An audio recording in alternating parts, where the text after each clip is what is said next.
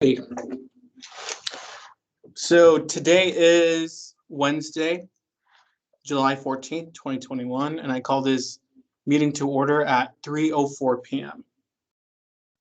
Let me get my share screen started. And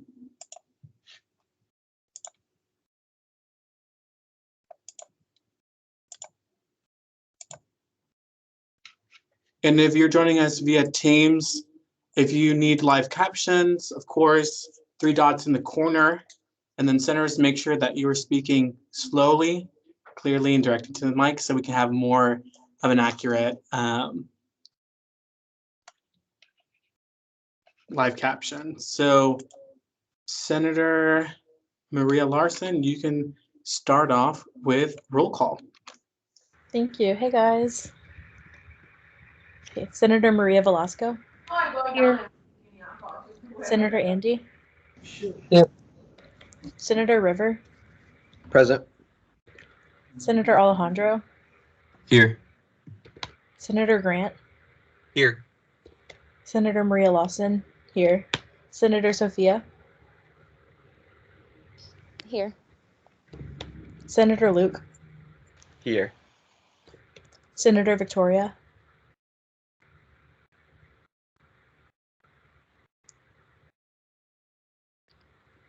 Senator Alexica. Here. Senator Ted. Here. Awesome. So, David, we have 10 people in attendance. We're missing one.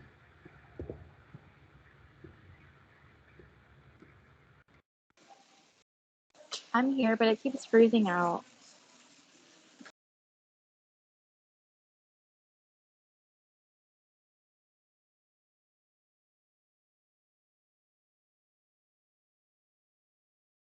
David, you're muted.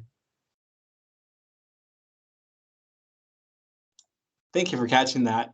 Overall, like I was saying, and you couldn't hear me, but this meeting is going to be very heavy with business. So overall, we're going to do approval of minutes. We have some unfinished business from our first meeting.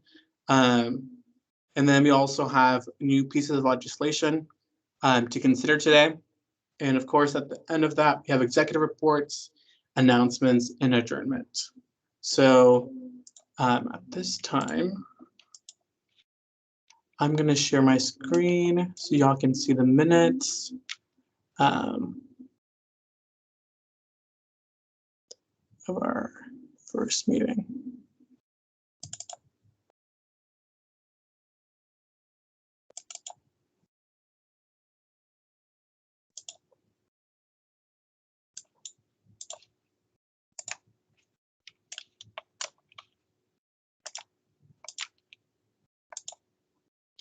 And hopefully everyone can see that. Were there any issues with June 2nd minutes? Hey, David, I don't know if you saw my email, but the call to order should have been 3:03 p.m., not 5. That's my fault. Oh, okay, 3:03. Yes. Do I need to make a motion to change that, or is that?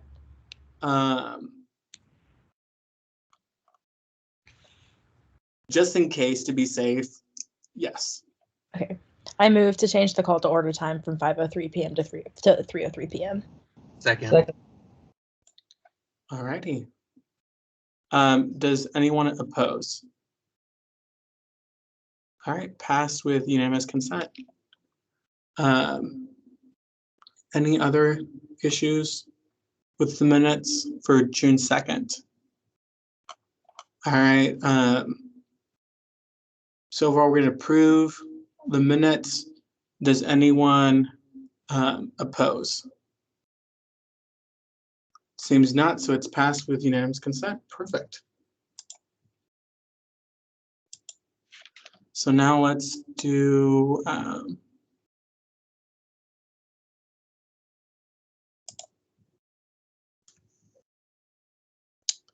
the voting records. So I want to make sure everything's fine on there as well. Everything was fine on voting records. No any issues? Yes, Grant. So where would these voting records be posted so they can be viewed by the general public? Is it on the SGA website? Yeah, so essentially how we're going to do this is, this is going to be attached to the minutes. So overall, there's going to be one for each meeting, and overall, there's going to be a big overview like we've done in the past. It's going to be located on the website. Okay, thank you. So we're going to approve the voting records since there's no issues. Does anyone oppose? No, so it's passed with unanimous consent. Let's move on to the next and last minutes from our special session. Let me get that pulled up for y'all. And overall, do we have any issues or concerns about June 23rd?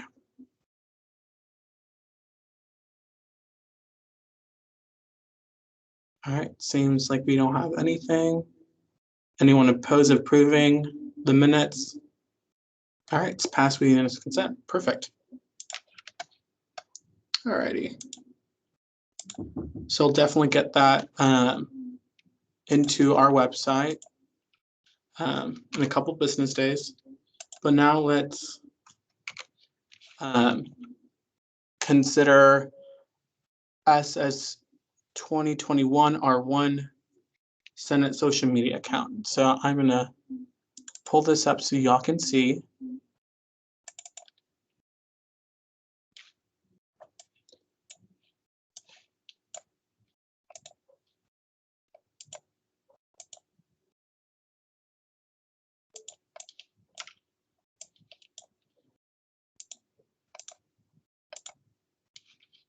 All right, Grant, you have the floor.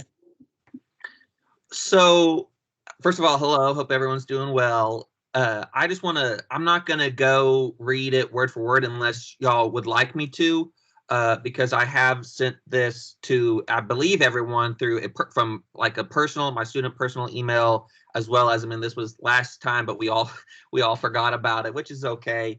But for right now, this piece of legislation is in hopes of actually being able to have our own social media presence on just across the university wide. Hopefully, if it grows that big. I wanted to make this a resolution because I feel like this would be a more just an experimental phase a little bit in terms of like if it's worthwhile, if it does get more involvement, if it is growing, if it is, just being more beneficial than negative. That is my hopes of this. My hopes would be this would put more pressure on senators to kind of be able to like, look what I've done on behalf of my constituents, look at what the SGA Senate has done, look who we're working with, and put more pressure on ourselves and hold ourselves to a higher accountability, as well as grow SGA. As I don't know if a lot of you are aware, but the last voting election was one of the lowest ever in SGA history, and it's just continually going down. And that I'm very saddened to hear that because I've been in SGA for about 2.5 years, 3 years or ish, to be able to help it grow. So when I was campaigning, and a lot of the people who I talked with, a lot of my constituents were like, "What is SGA?" And they were like, I'm like, well, it's your student government. We are here to serve you. We are here to bring your concerns, your issues, whatever, to give it voice and hopefully fix whatever or correct it or improve it, whatever. So this would be able to help do that. This would help reach out and create more public awareness for the continuing legacy of SGA. And that is my hopes.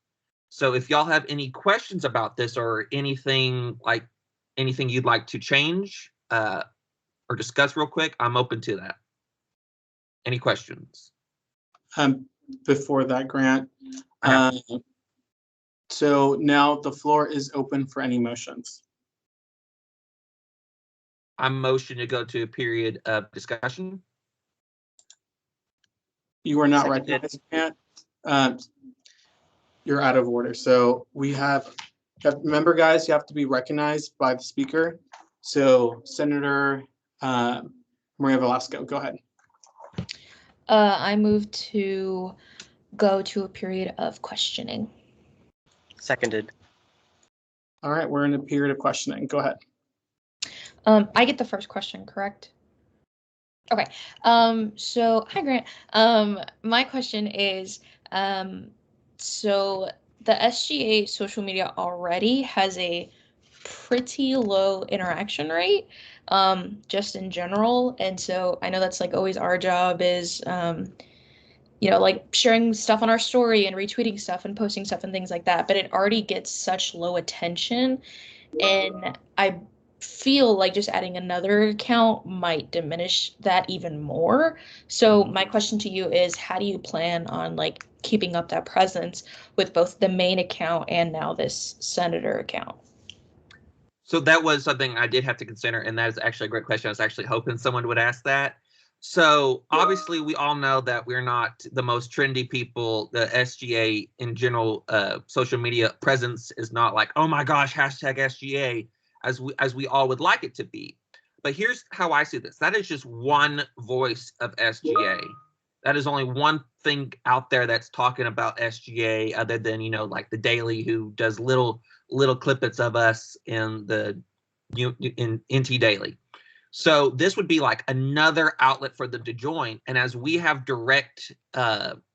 hopeful direct contacts with our constituents, we can then ask them, and hopefully each senator will help me get this or help this get off the ground, and be like, hey, follow us on here. You want to hold your account, you want to hold your individual senator accountable? Check this out. Check out what we're doing. So it would be another avenue for them to come reach us, because if it's not working, as well as I'm in hopes working with the communication department or individuals of the SGA right now, of the executive, they would help us kind of facilitate, like retweet us, share this, check this out, retweet, doing all of that to where it helps us grow, as well as individual senators being able to be like, hey, come check us out here, or I have a highlight this week.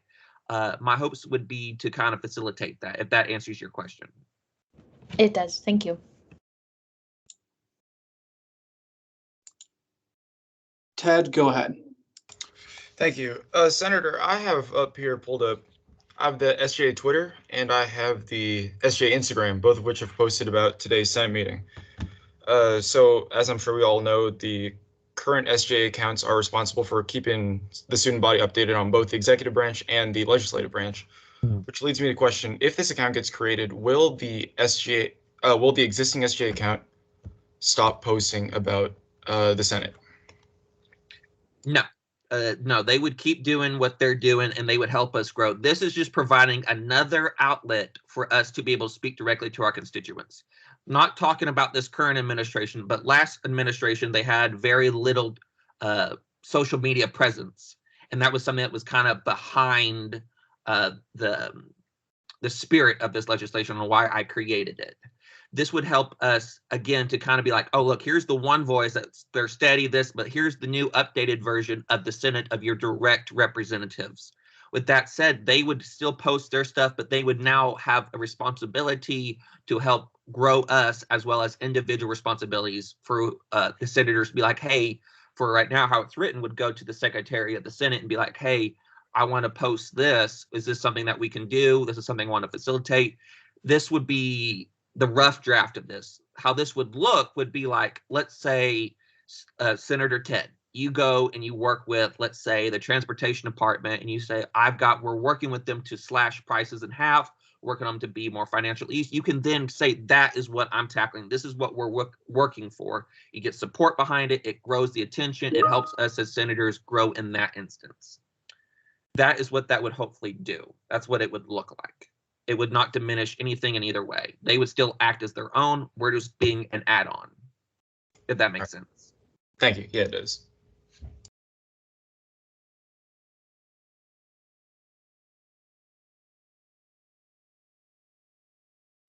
Mr. Speaker, you muted.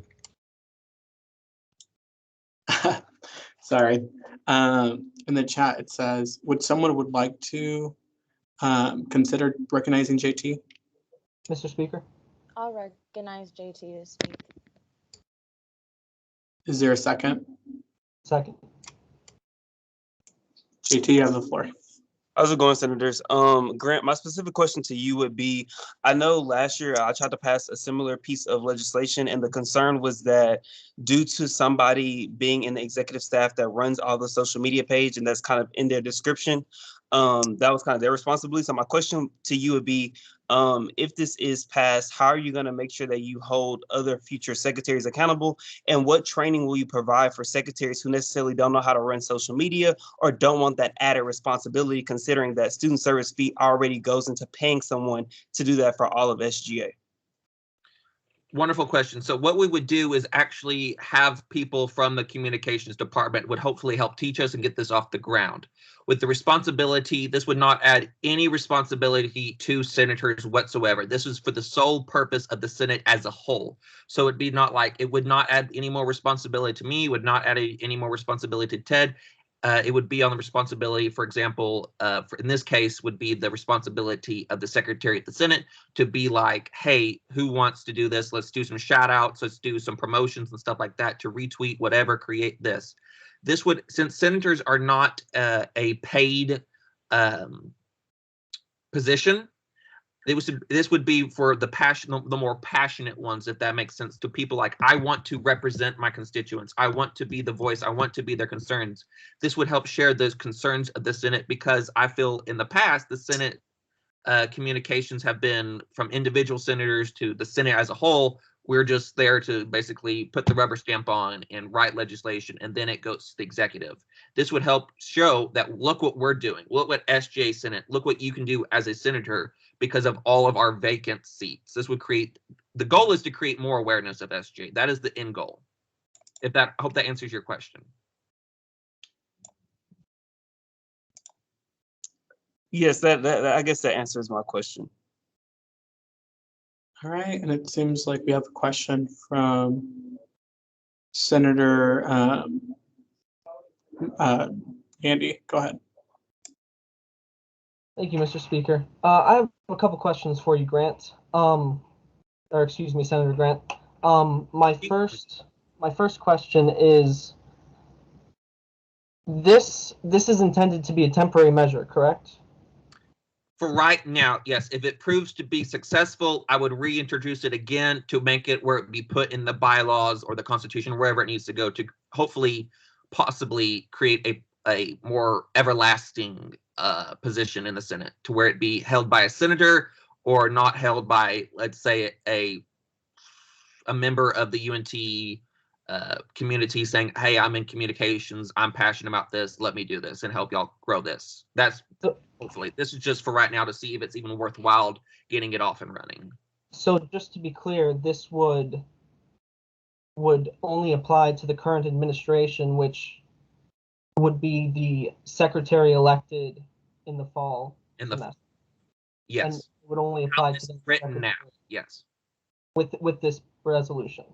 With this resolution, yes, this would happen in the fall, and we would hopefully create this. I would work with whoever was other senators to kind of get it off the ground, set up, and then we activate it once we get in fall. But that's putting the cart before the horse. This would still have to. I have also discussed this with President Skinner. We have talked about this, and from him, I've kind of gotten positive notions of this, but again, I'm not holding him to anything. He still has the 14 days to consider it, but I will hopefully answer those. And my second question is, if you're on Twitter, you hear a lot about like UNT Twitter or Denton Twitter, or these sort of contained pockets of people who all look at each other's things and subscribe to each other and all that. So is this bill or is this resolution kind of trying to develop a SGA sphere or network where we have a bunch of people who subscribe to UNT SGA, and we're sort of developing a community in SGA? Is that what this bill is for? I don't feel like it would be for an SGA community. I was hopefully it will be more going up into the pocket of the UNT little networking stuff, because the university does follow the SGA. The transportation department follows the SGA account, and that's what I'm kind of hoping to get us into. Not being like, oh, SGA has its own little bubble, but we're joining the rest of the community. Okay, that's what I meant. Thank you. Thank you, Senator. I know Devin has his hand raised. Does someone want to consider recognizing Devin to speak? I recognize him. Is there a second? Second. All right, Devin, you have the floor. Thank you. This is just pretty quick. I don't want to take up a lot of time because I know we've got a lot going on. I just want to emphasize that we definitely have had conversations regarding the bill. Anytime that there's a piece of legislation that's considered in the Senate throughout the next year, I just want to set this precedence early, in which I'm not a co-signer. I just want to reemphasize that I neither endorse the bill nor don't support it. Just because I'm not on the bill, I just want to make sure that that's very clear. I don't have any public opinions on this one way or the other. I don't want that to influence y'all's decision making on this. Just want to make that very clear. Just in the interest of transparency. Mr. Speaker, can I respond to that real quick? Since it was a comment towards the legislation. Sure. So I did not mean to be like, oh, Devin endorses this, President Skinner endorses this, he's not for this. I'm just saying I've had talks with him in terms of being like, this is something that has been in serious discussion. This is not one of those bills that will just be like, oh, he's just doing this to do this. This is something that has merit behind us and it's being taken serious. And I personally am taking it as far as I can go and working with, like, if this does pass, this is what it will look like.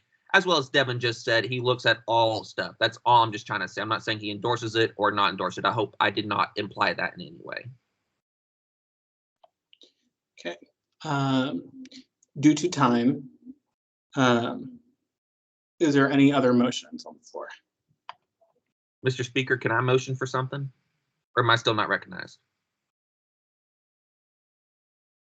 You're now recognized, Grant. Given some consideration and some other stuff, I move that we go to a period of amending this in particular piece of legislation. Amending what? Like, Okay, so let it be resolved. I want to change it from the sole responsibility of the Secretary of the Senate. I would like it to then say the sole responsibility of the Senate officers. So it does not put too much pressure on anybody. Is there a second? I'll second. Second. So we're changing this to Of the Senate officers.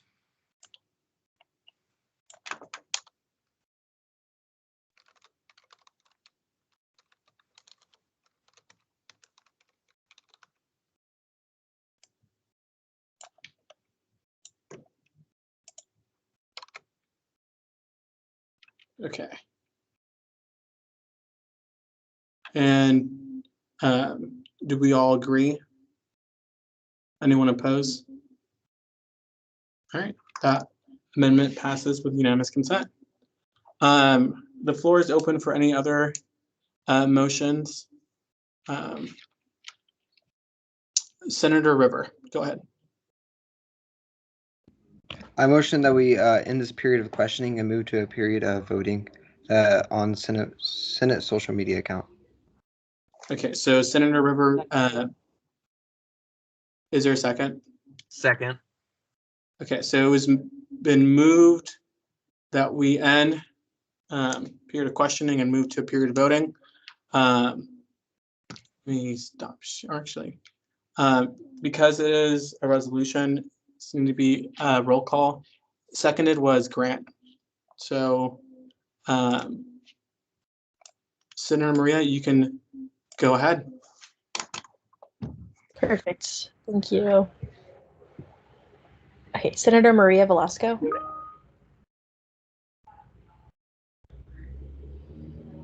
Oh, she said she was stepping away for a second. Sorry, I don't think. no, I could not find the button. That's awkward. Yes would be for the account, correct? Yes. Then yes. Senator Andy. Aye. Senator River, Yes. Senator Alejandro, Yes. Senator Grant, Yes. Senator Maria, yes. Senator Sophia, Yes. Yes. Sorry, my mic takes forever. you're good. Senator Luke, Yes. Senator Victoria, Yeah. Senator Alexica, Yes. Senator Ted, Yes. and it has passed with unanimous votes. All right, Senator Johnson, I will definitely email Devin this piece of legislation for the next steps. All right, y'all, let's move on to the next piece of legislation. I believe it is SS 2021. Let me share my screen so y'all can see.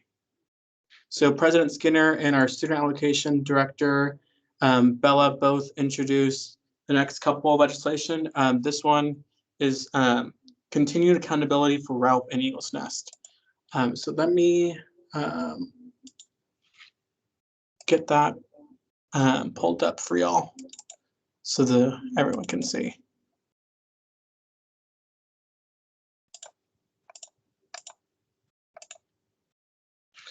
All right. So Bella, you have the floor.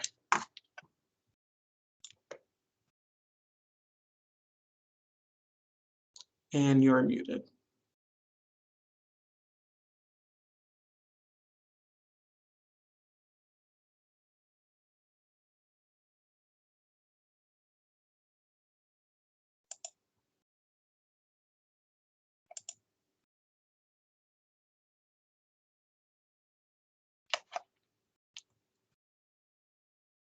If not, Bella, I can talk for you if you like, or.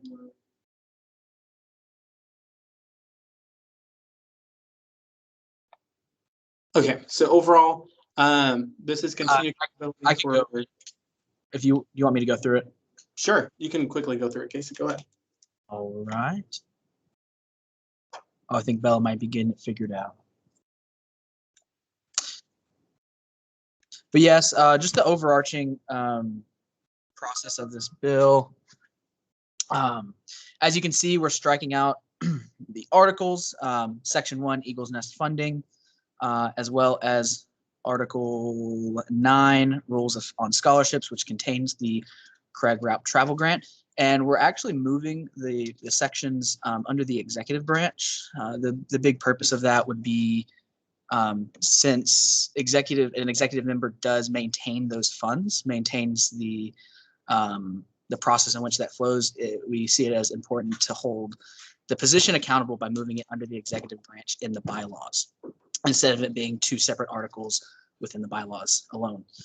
So it's more of a centralization thing. We did make a change to, let's see, the Eagles Nest funding program shall be conducted in accordance to Eagles Nest policies, which may be revised with the approval of the Student Senate at any time with a 2/3 majority. We made the change. It used to say the Student Senate revised by the Student Senate at any time at 2/3 majority. It just makes it a little bit more clear language to how the policies can be changed, as they are separate documents. So that's the majority of it. But yeah. All right, the floor is open for any motions. It seems like I do have one. Senator Grant. I motion that we go to a period of discussion. Discussion? Or to what we just did for my piece of legislation. What was that? Of questioning. Questioning. Thank you. I can never think of that one. Questioning. Is there a second? Okay. We're now in a period of questioning. Grant, go ahead. So, Chief of Staff Casey, so would this any way change would this be an overreach from the executive branch, taking away responsibilities of that safeguard of checks and balances from the Senate in any way? or is this just simply we're just cleaning up the language, making it a little bit easier to understand, and we're not taking away responsibilities from everyone? Yeah, no, we're not taking any responsibilities. It's really cleaning up language. The big purpose of it was just moving it from those separate sections into the executive branch. Because it is the responsibility of the allocations director at the moment.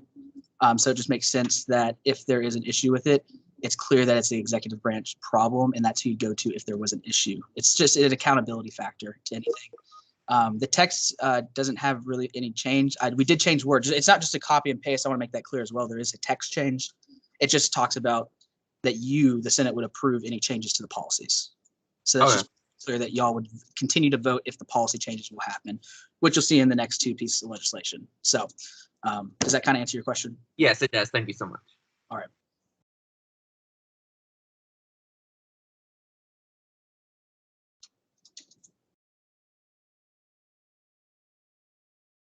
Mr. Speaker, your microphone. Oh, Senator Andy, go ahead. Point of information followed by a couple questions. In the absence of quantification, what is a 2/3 majority vote? Is that a simple 2/3 majority vote or an absolute 2/3 majority vote? And I move to recognize. Excuse me. Sorry. Do you know, Casey? Oh, no.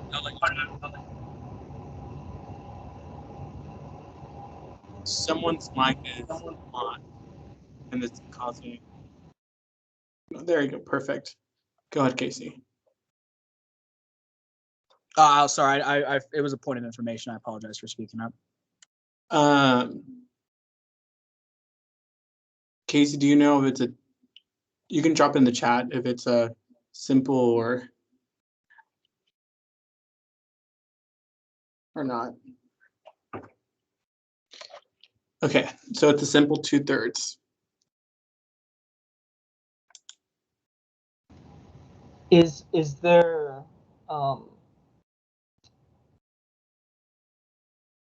documentation to back that up, or is that just what we're thinking? Is there a document that says? Never mind. So my question is, suppose for a hypothetical sake that this bill is passed and the following two bills are not passed. What is the Eagle's Nest policy? As like what is like the current policy? So as of right now, tell me if I'm going off track. RALP and Eagle's Nest have separate policies. So although they're maintained by SGA, it's a separate document which that you would still have to approve by the Senate. If they were put in, it would add like 4 pages. And I believe a few years ago, they actually removed the policies from the bylaws just because it was clouding up so much space, and they condensed it. It's a separate policy, but it still has to be approved by the Senate. It's similar to the election code. Okay, thank you. Is there any motions on the floor? Since it seems like we have no more questions. Senator Ted, go ahead. I move that we enter into a period of amendment. I think that's what you need to do, right? What are you trying to amend? What's the phrase? I'm trying to clarify it so it says like a simple 2/3 majority. So you move to edit SS 2021 Bill 1. So that any references to a 2/3 majority vote be changed to reflect that it's a simple 2/3 majority vote. Is there a second? Second. Okay. So just want to make sure. Simple.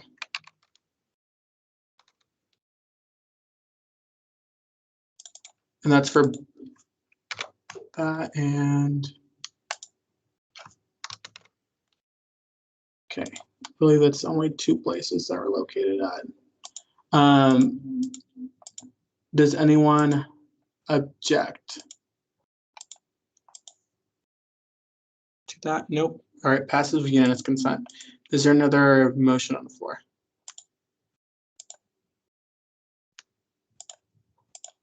I move that we go into a period of voting. You were not recognized.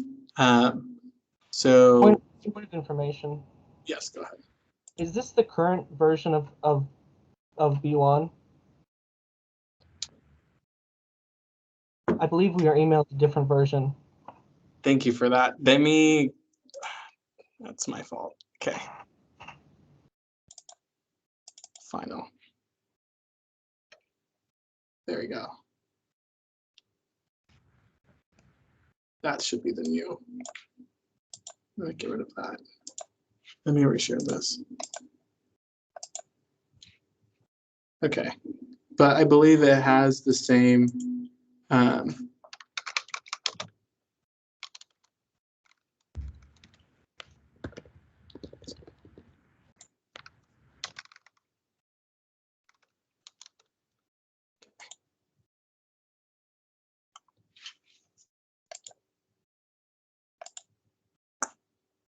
All right, Maria Larson, go ahead. I move that we go into a period of voting. Second. Point of information, Mr. Speaker. Yes, Ted. Should it be for section 6, clause A? Should it be a simple 2/3 majority vote, not a 2 simple third? Or oh, sorry, that was my fault. Thank you. Thank you for catching that. Cool. Okay, we're good. All right, so now we're in a period of voting. So overall, Senator Maria, you can take it away. Listen, Senator Maria Velasco. Aye. Senator Andy. Aye. Senator River. Aye. Senator Alejandro. Aye. Senator Grant. Aye. Senator Maria. Aye. Senator Sophia. Aye. Senator Luke. Aye. Senator Victoria. Aye.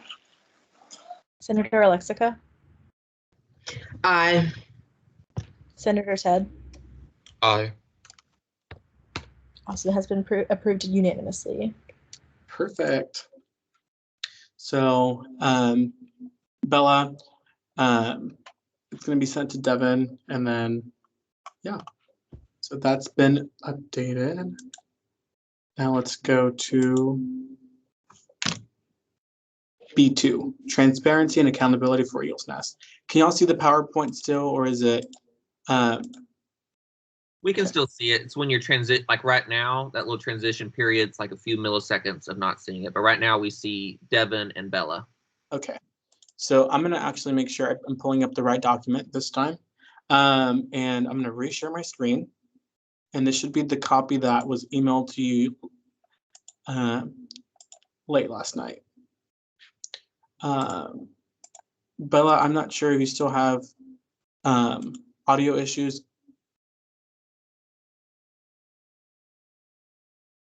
Seems like you still do.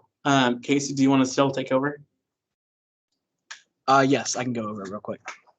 All right, go ahead. All right, so this is specifically the Eagles Nest policy. This isn't in the bylaws or anything. The biggest thing is, I'll just read the whereases. The current whereases, the current Eagles Nest policy is outdated and language does not recognize the director of student allocations as one person. So in previous years, to our knowledge, this document has not been updated since 2018. So language as well as policy was different back then. There were 2 allocations directors at the time. So it did not make sense, and it had policies that were just different. And so the purpose of this policy change is really just to make sure it's updated for this upcoming year as we start opening up committee applications, and as well as about to open up, Eagles Nest in the future. So we can scroll down real quick. So the purpose, you'll see we made some consistency changes when it comes to what it's called, the Eagles Nest Fund and, the student body of the University of North Texas.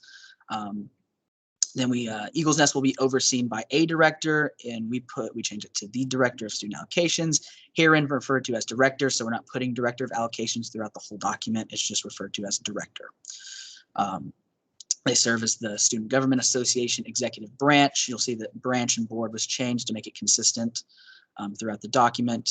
And you must meet all requirements to be on the executive branch. So you go down, the dates and times of the Eagles Nest Committee will be announced at the first SGA meeting of each long semester. That was actually stricken. It will be determined at the discretion of the director to be announced at the third meeting. The expectations of each long semester, the expectations will actually be at the first meeting. The reason for that change was it was unrealistic to get a proper timeline of every single meeting for the semester at the first Senate meeting, because there are going to be around, I think, like 15 meetings throughout the whole semester. So the logistics of having all those meetings determined at the first one was just unrealistic. So the first meeting will be expectations of resource meetings, and we'll have the expected meeting dates by the third. So that was one of our big changes within it. Review and send applications to student activities to confirm eligibility. More just clearing up language, because the director doesn't determine eligibility, student activities actually does. So that's just clearing up that. We changed at the discretion to obligation, more clearly clearing up language within it. The director shall send and promote materials approved by the committee to the SGA communications director for publication on the SGA social media accounts. Originally, it was the director will publish student organization events awarded Eagles Nest funding and SGA website and other social media platforms. The allocations director does not have access to those social media accounts. So with them not doing it themselves, it didn't make sense to have that in there. So that's why we put it would be sent to the communications director, who would have control of those accounts when that happens. As well as any promotional materials published by the SGA on its accounts for purpose of the section shall be accompanied by a statement indicating that the materials and event promotions come from the Eagles Nest Committee. We want to make sure that Eagles Nest Committee, that's, as you see in any Eagles Nest event, there's a little logo on the top, clear that it was approved materials by the committee, because we want to be able to promote that to other organizations and stuff like that. The director is also responsible for updating Eagles Nest policies if necessary, and submitting it to the Student Senate annually. We put that in there because it was outdated. It was not checked up on, and we want to make sure that continues to happen every single year. Once again, clarifying language for events and student. As you can see, if you have any questions, you're welcome to ask me later about it. So you can keep going, David.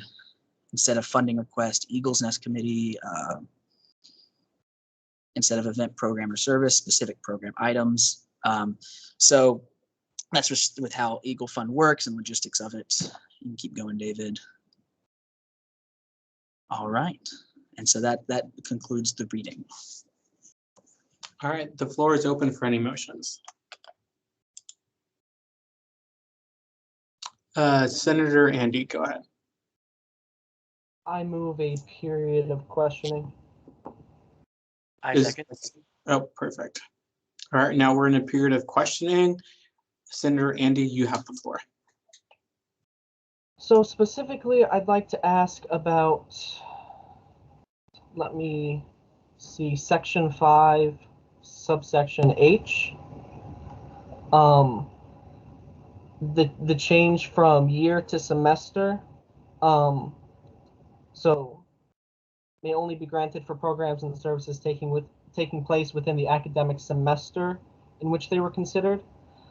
I'm wondering why this change was made, and I understand that subsection I can eliminate blackout dates on a case-by-case basis, but I'm concerned that there would be blackout dates that might just fall through the cracks. So could you talk a little bit about that and tell me the reasoning behind it?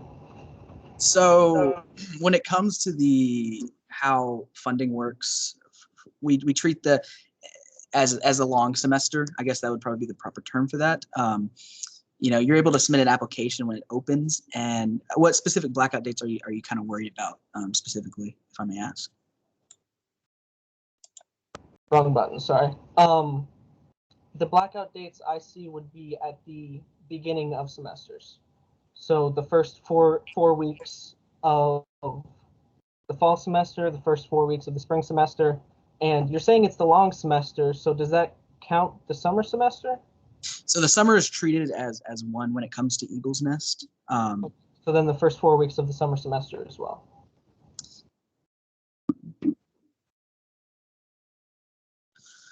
So applications are allowed to go in before then, before the actual semester starts, and you should see that in the coming weeks when it comes to Eagle's Nest requests. Hi, can you hear me now? I'm sorry. Awesome. Okay, yeah, I'm on my phone now. Sorry, I'm on vacation, so this isn't even my computer. That's probably why I'm having difficulties. Talking about blackout dates, there are no blackout dates. You can't have programs in the summer. You can't have programs in the winter. Our programs stop November 30th, Krista, I think is what that is. So the 4 weeks is there because that's the timeline we need with student activities between approving events, getting them funding, being able to buy all the supplies that's needed for these organizations that are applying for Eagle's Nest.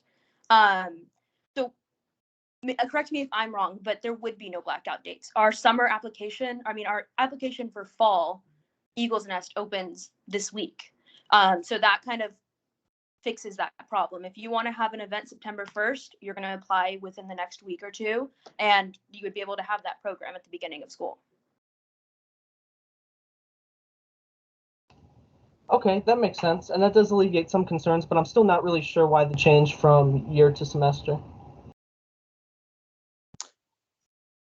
So we made that change because you have to apply in the like if I want to have an event in the fall, I have to apply within the fall. I can't apply, in another semester. So the semester is just clarifying that if you want to have an event in the fall, you need to apply within that semester. If you want to have an event in the spring, you need to apply within that semester as well. I guess what I'm not really understanding is why limit to a semester instead of just the academic year?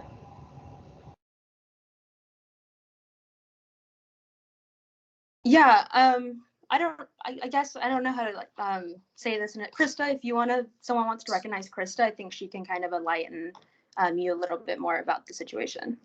I move to recognize Krista. Is there a second? 10 seconds. Hey y'all, I think the easiest answer is that for events, and this may have been what Bella was trying to say, was student activities requires student organizations to only submit event applications for the current semester. So in this case, because in the event application has to be submitted before the funding request application, there's no way that an org could even submit an event request for funding for the spring in the fall, because student activities doesn't even allow you to submit an event application for the spring. So if y'all see, hold on, you're moving really fast on the, where is it? Line where it says for events. Yeah, letter C, section 6 at the top right-hand side. Section 6, yeah. See where it says right there where for events, you have to submit an event application first. Well, in this case, event applications can't be submitted a semester in advance, which means therefore that the funding application couldn't be submitted in advance. I would also say sometimes people will submit if people submit too far in advance, well, no, that's probably not the strongest point. So yeah, that's the main reason. Thank you. Alrighty, is there any motions on the floor? Senator Maria Velasco. I move to end the period of questioning and move to a period of voting. Is there a second? All right, we're now in a period of voting. So Senator Maria Lawson, take it away. Okay, Senator Maria Velasco. Aye. Senator Andy. Senator River. Aye. Senator Alejandro. Aye. Senator Grant. Yes. Senator Maria, aye. Senator Sophia, Yes. Senator Luke, Aye. Senator Victoria, Aye. Senator Alexica, Aye. Senator Ted, Aye. and it was passed unanimously. All right, perfect. Bella, definitely send this to Devin. We can review that. And this is going to be the next piece of legislation is SS 2021 Bill 3, Transparency and Accountability for RAUP. So let me get you that legislation pulled up. And Bella, you have the floor. Yeah, so this is kind of the same thing. The RALP, as you know, it was overseen by a different allocations director in the past. This has not been updated since about 2018. The language is old. It doesn't make sense.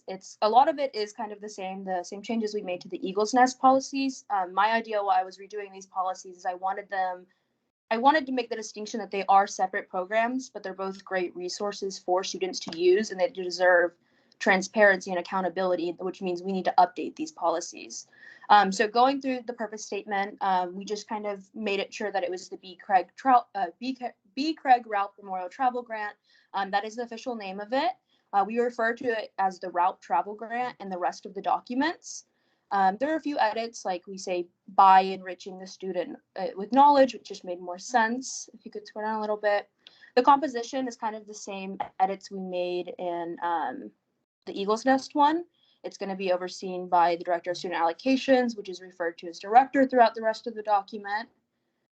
Scroll down a little bit. And then same thing, they serve as a student government association executive branch member, must meet requirements. Here we're striking the RALP because we're referring to the person as director throughout the rest of the document. For section 3B, we said that the travel grant committee will be determined. The dates and times of the committee meeting is going to be determined by me whenever I actually have the committee. We will announce the dates at least by the third Senate meeting. That's not to say that we can't announce it before then. The expectations of SGA resource meetings are also the same here. By the first Senate meeting in the fall, we will be announcing, expectations. It's hard to say we're going to have 17 meetings at these specific dates by the first meeting. Going down, I will review and send applications to student activities. Again, I don't confirm eligibility. It's sent to student activities. And then again, we added that the director should be responsible for updating the policy annually, since this is something that hasn't been updated in so long. We want to make sure that this is something that's sent to the Senate every time there's a new director. So we're really keeping the person accountable for this grant money. There's a lot, it's a big program and it's a great resource. So we need to make sure that there's a large level of accountability for it. You could scroll a little bit. All right, it's not showing on my computer. Hold up. Going down, we just say that striking the V in the Center for Student Activities. Again, the funding request must be submitted no more than 3 months in advance of their conference. We had striked that out because it was added, I believe, in section 6, where we just made it whole, where no less than 4 weeks the applicants can't apply, and then no more than 3 months in advance of their conference can they submit an application as well. And yeah, that's pretty much it.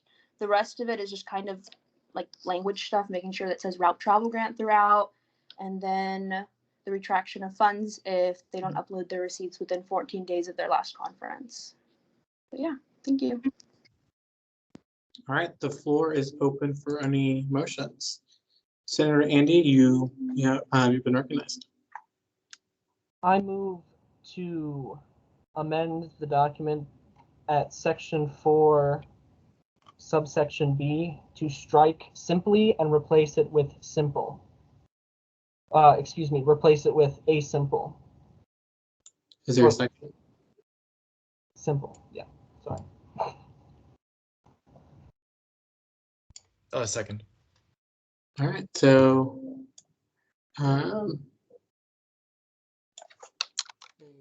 simple. Okay. Any objections? All right, pass unanimous with unanimous consent. Any other motions on the floor?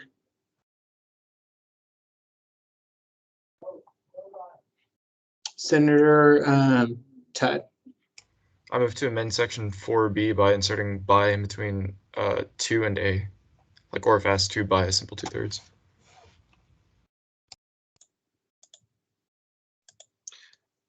Is there a second? I second. Maria. Remind me again.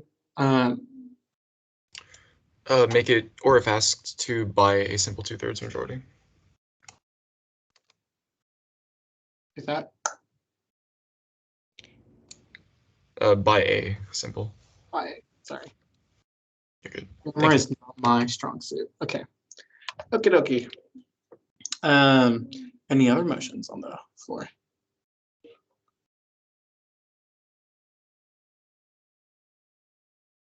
I motion to a period of voting. Luke, you need to raise your hand.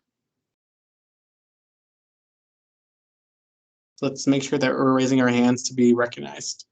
Go ahead, Luke. Sorry for earlier. I motion for a period of voting. Seconded. So we're now in a period of voting. Senator Maria, take it away again. Sorry. Senator Maria Velasco. Aye. Senator Andy. Aye. Senator River. Aye. Senator Alejandro. Aye. Senator Grant. Aye. Senator Maria Lawson. Aye. Senator Sophia. Aye. Senator Luke. Aye. Senator Victoria.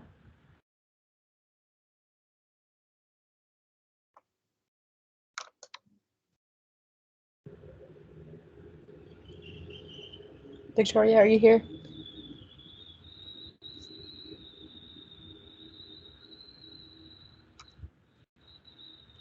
Senator Lexica. Aye. Senator Ted. Aye. Awesome. And it passed. It passed with 10-1. Okay. I'll mark it as a no vote or an abstain. Now let's move on to our next item on the agenda.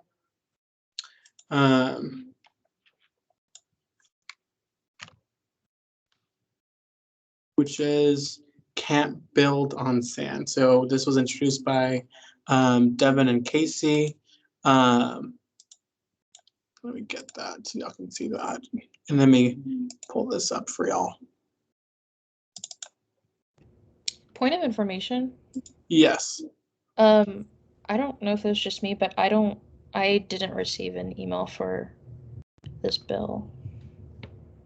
This should have been all compiled into a PDF with all the legislation on there.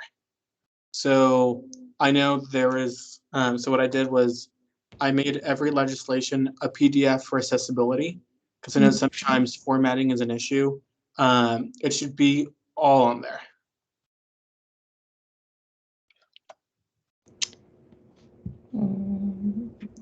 It's not. I just have R1, B1, B2, and B3. So it should be on that long, it should be, the title should be legislation. I'm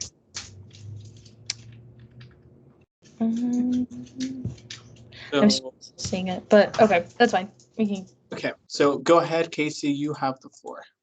All right, it's nice to see everyone again. I am back. So this is my first purchase proposal. This is SS 2021 Bill 4, Can't Build on Sand. So the background of the purchase is the Student Government Association is setting a new foundation coming out of a pandemic-filled year.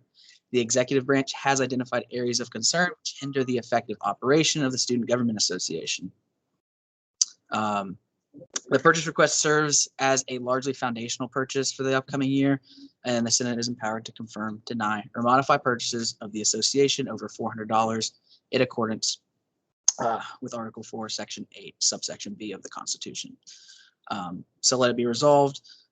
This hereby allocates $1,755.35 from the summer 2021 budget for the purchase of, and that will be an electric hole puncher, which will be $60.79, 15 5-inch black D-ring binders for $443.85, 10 black D-ring 3-inch binders for $141.90, two pocket black folder 10 packs for $32.78. Staple removers. I'll actually go through this, and if you have any questions about any items, you're more than welcome to ask, but everything is laid out of what we're wanting to purchase. Perfect. All right. Senator River, go ahead.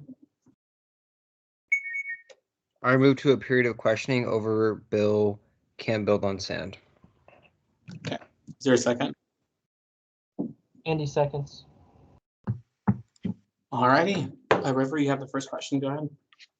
Hi, Casey. Just out of curiosity, what exactly are we using the Canon camera for? That is $750.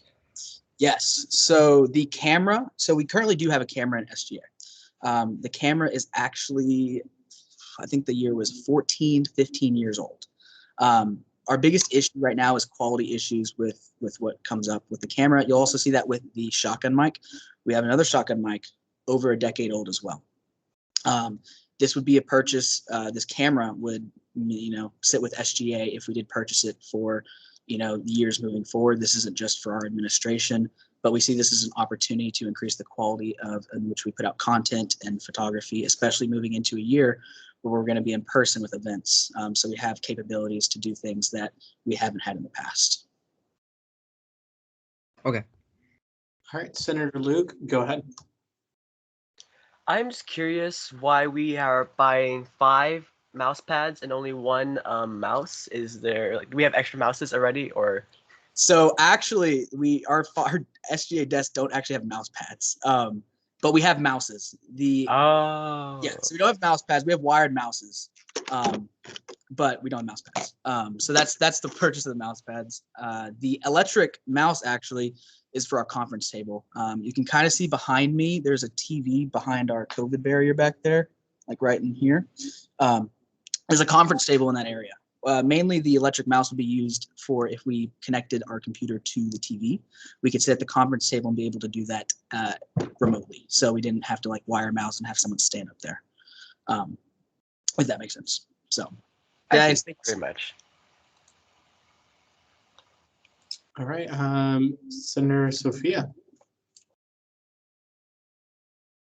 Hey, I just had a quick question. So, for things like the mouse pads and the mouse and stuff for your computers and whatnot, can none of that be supplied through CAS or through the IT department here at UNT that has those things in surplus? I don't know the answer. I just didn't understand why we're buying if it couldn't be supplies through a department we already have here.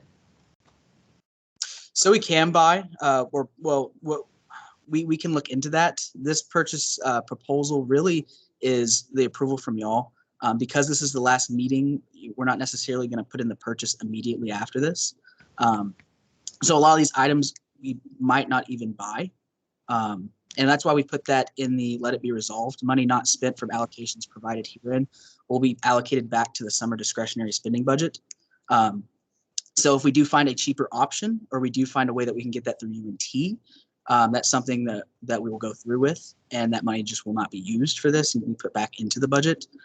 This is mainly just for approval, but it could be, and I will look into that. Yeah, I know, I'm sitting outside a lab right now, and we have boxes upon boxes of mouses and mouse pads and keyboards and stuff that surplus isn't picking up. And so it's just going to be trashed. If this stuff can be reused and then we could save that money to be put back into the student body, I think that would be a more viable option. Yeah, so we definitely have to look through what the I guess, procedure for interdepartmental transfers of property, because I know that's been an issue with other things. But no, we will for sure look into that. Thank you. All right, Senator Maria Velasco, go ahead.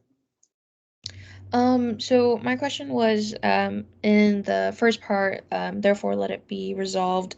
It states to allocate money from the summer 2021 budget. I just wanted to know, what is the summer 2021 budget? Like, do we have that? So the current budget is off of the remainder of last year. The fiscal year runs through August. Let me get the official date. August. It's the last day of August, so August 31st. That's when the fiscal year ends. So that is when we end operations of this previous budget. Does that answer your question? No. Do you have the amount that was left over? We have, to my knowledge, $20,000 left in the remainder of last year's budget. Gotcha. Okay, so it was to allocate the 1755 from that 20,000. Yes.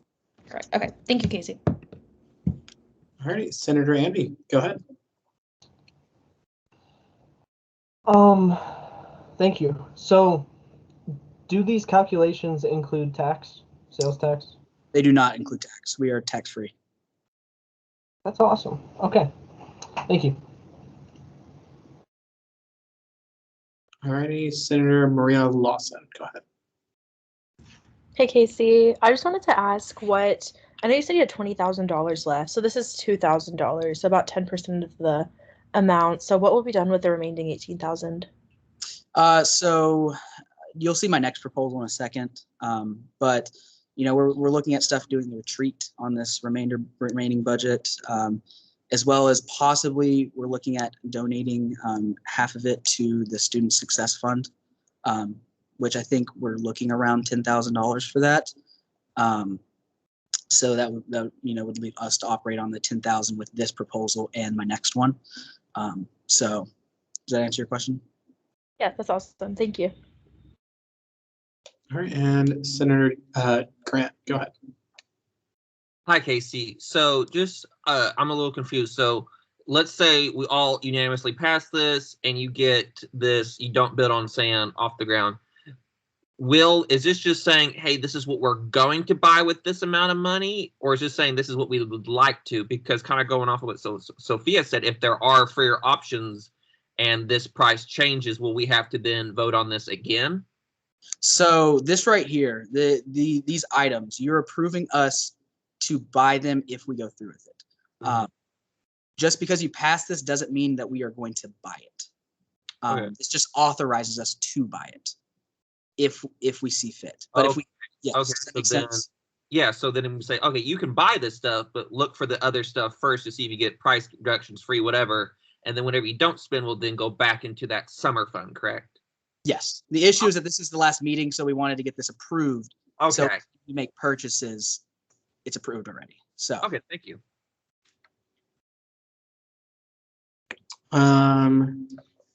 Just due to time, is there a new motion on the floor? Senator Maria Velasco.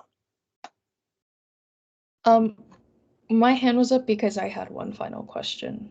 Go ahead. Am I still allowed to ask that? Sure. Go ahead. Okay. My question was, so Casey, how you were saying the budget ends the last day in August. Whatever's left in that budget, does that transfer over to the new one? That does not. We lose that money if we do not spend it by the end of the fiscal year. Got it. Okay. That was my question. Thank you. All right, Senator Andy. I think I have a pretty important question. So this is the last meeting, and you said in the area you were considering spending in the area. Don't take the number as serious, but $10,000 to give to the Student Success Fund. But we don't have another meeting. So how would the Senate approve that spending, or is it already earmarked? So as of right now, because it's such a large amount and because this money would end up going to the Student Success Fund, it would have to be approved by y'all. But because we're still figuring out logistics of if we can even do that and what that does look like, It would be likely that Devin would have to call a special session to approve that. But as of right now, we're still trying to figure out if that's even possible for us to do. So I wasn't going to come here with a proposal if there was no likelihood of it happening, or we have no idea if it's even going to happen. So. Understood. Thank you. And then Casey, Sophia dropped a message or a question in the chat saying, where does the money goes if it's not spent? Yes. So ultimately, the money would, to my knowledge, it would go back to the university. Yeah. From our accounts. Yeah. No, I got that. I answered it myself. I was like, okay, if the money's out, yeah. Okay. So I'm gonna. All right. Is there a new motion? I motion we move to a period of voting. Senator Sophia, you were not recognized. Oh. Senator Ted. I move we enter into a period of voting. Is there a second? Seconded. All right, we're now in a period of voting. Senora Maria, take it away. Someone who seconded that. It was Luke, I believe. So thank you. And if you guys just want to say like Maria seconds, that would just kind of help me out so I can take the minutes at least until I get to know you guys' voices a little better. Senator Maria Velasco. Aye. Senator Andy. Aye. Senator River. Aye. Senator Alejandro. Aye. Senator Grant. Aye. Senator Maria Lawson. Aye. Senator Sophia. Aye. Senator Luke. Aye. Senator Victoria. Aye. Senator Alexica. Aye. Senator Ted. Aye. Awesome. It passed unanimously. Perfect, Casey. That will be sent to Devin. Perfect. Okay. Now let's take a look at the next introduced by you and Devin again. It is SS 2021 B5, Bill 5. Training is on the way. So let me pull up that document so we can get that ready.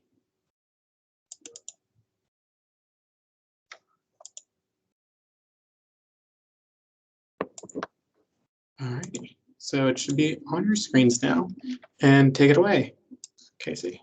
Right, training is on the way. The background for this is as the Student Government Association approaches the fall semester, training is a high priority for members of the SGA. As the fiscal year ends on August 31st, the ideal date for this event will be Saturday, August 28th, 2021. So that we can utilize the money from the fiscal year 21 budget. The purchase proposal would not be for one specific purchase. It would authorize the use of $6,000 for any materials, items, and resources intended for preparation of SGA members at the 2021 SGA retreat for the academic year. Therefore, let it be resolved, the SGA hereby allocates $6,000 for the summer 2021 budget to use as discretionary spending for the 2021 SGA retreat. As well as we put in there, any remaining money not spent shall be reallocated back into the summer discretionary spending budget. All righty. Thank you, Casey. The floor is now open for any motions. Senator Tudd, go ahead. I move that we enter a period of questioning. Is there a second? Andy seconds. Perfect. We're now in a period of questioning. Ted, you have the first question. Thank you. Where did this, I don't know if you mentioned it, but where did this $6,000 come from? Where'd that figure come from? So $6,000 is off just estimates that I've made for other items that would happen after the retreat, but I don't, because it's so early, I don't have specific quotes on what those items are actually going to cost. Does that make sense? And so, you know, that's going off of food, that's going off of renting rooms, that's going off of polos that we'll be ordering. So it's a safe but general estimate of what the retreat will cost. Do you believe you're are you overestimating or underestimating? What do you think is more likely? Probably close to overestimating. All right, thank you. All righty, Senator Andy, go ahead. Thank you, Mr. Speaker. So, in the background, you suggest that the ideal date for this would be August 28th. So do you have a prospective timeline for the SGA retreat? Is it going to be a single day? Just a little more information on that would be nice. Yes. So the SGA treat at this moment will be in person, but it will be at the campus of UNT. It will not be overnight. It will be one single day. And that day is at this moment looking like it's going to be the 28th. Yes, that is the ideal date. We chose that because it is the weekend. Well, one, it's before the fiscal year ends. It is not a football game weekend. It is also a Saturday, and it's a week after the first Senate meeting, possibly. Thank you. All right, Senator River, go ahead. You're muted. Sorry, I moved to end this period of questioning and move to a period of voting on training is on the way. All right, is there a second? Andy Luke seconds. seconds. All right, perfect. So now we're in a period of voting. Maria, take it away. Senator Maria Velasco. Aye. Senator Andy. Aye. Senator River. Aye. Senator Alejandro. Aye. Senator Grant. Aye. Senator Maria Lawson. Aye. Senator Sophia. Aye. Senator Luke. Aye. Senator Victoria. Aye. Senator Alexica. Aye. Senator Ted. Aye. It's passed unanimously. Perfect. And now we'll send to Devin for his approval. Now let's we have some continued legislation. SS 2021 Bill 6, appointment of temporary senators to unfilled seats. This was introduced by Senator Ted and Senator Andy. So let me get that pulled up. Give me 1 second.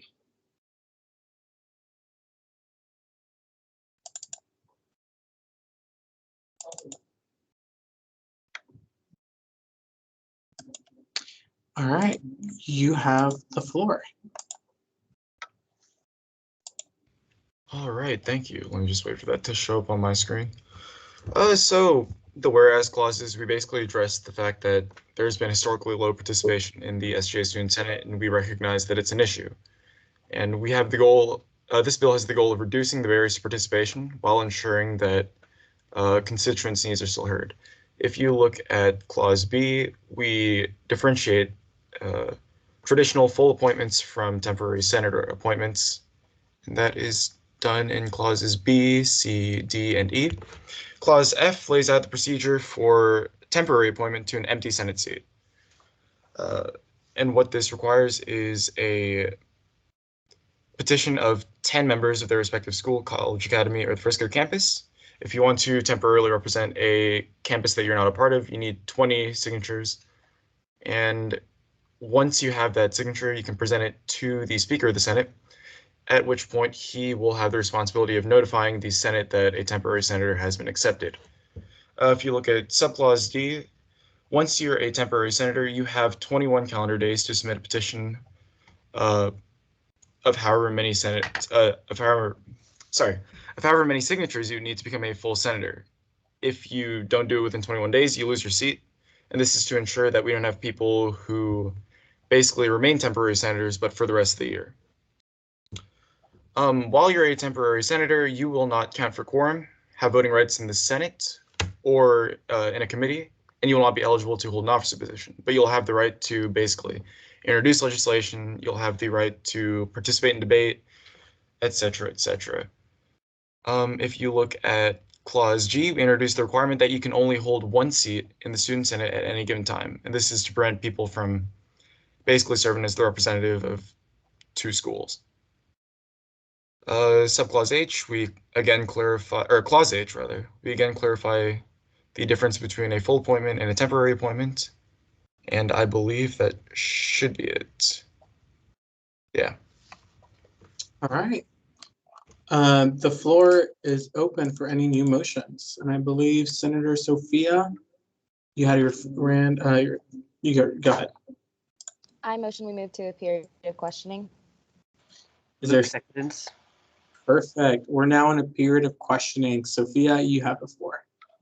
So my question is to the authors of the bill. What is the purpose of having a temporary senator fill in a seat temporarily if the student who wants to be involved can either be involved by introducing legislation and being a part of debate as a student and or go through the process of becoming a senator? Why have an in-between if you can have somebody fill that seat permanently, or students who don't want to be senators but still want to be involved are able to come to these meetings to write legislation, to be a part of legislation, and to be recognized to speak?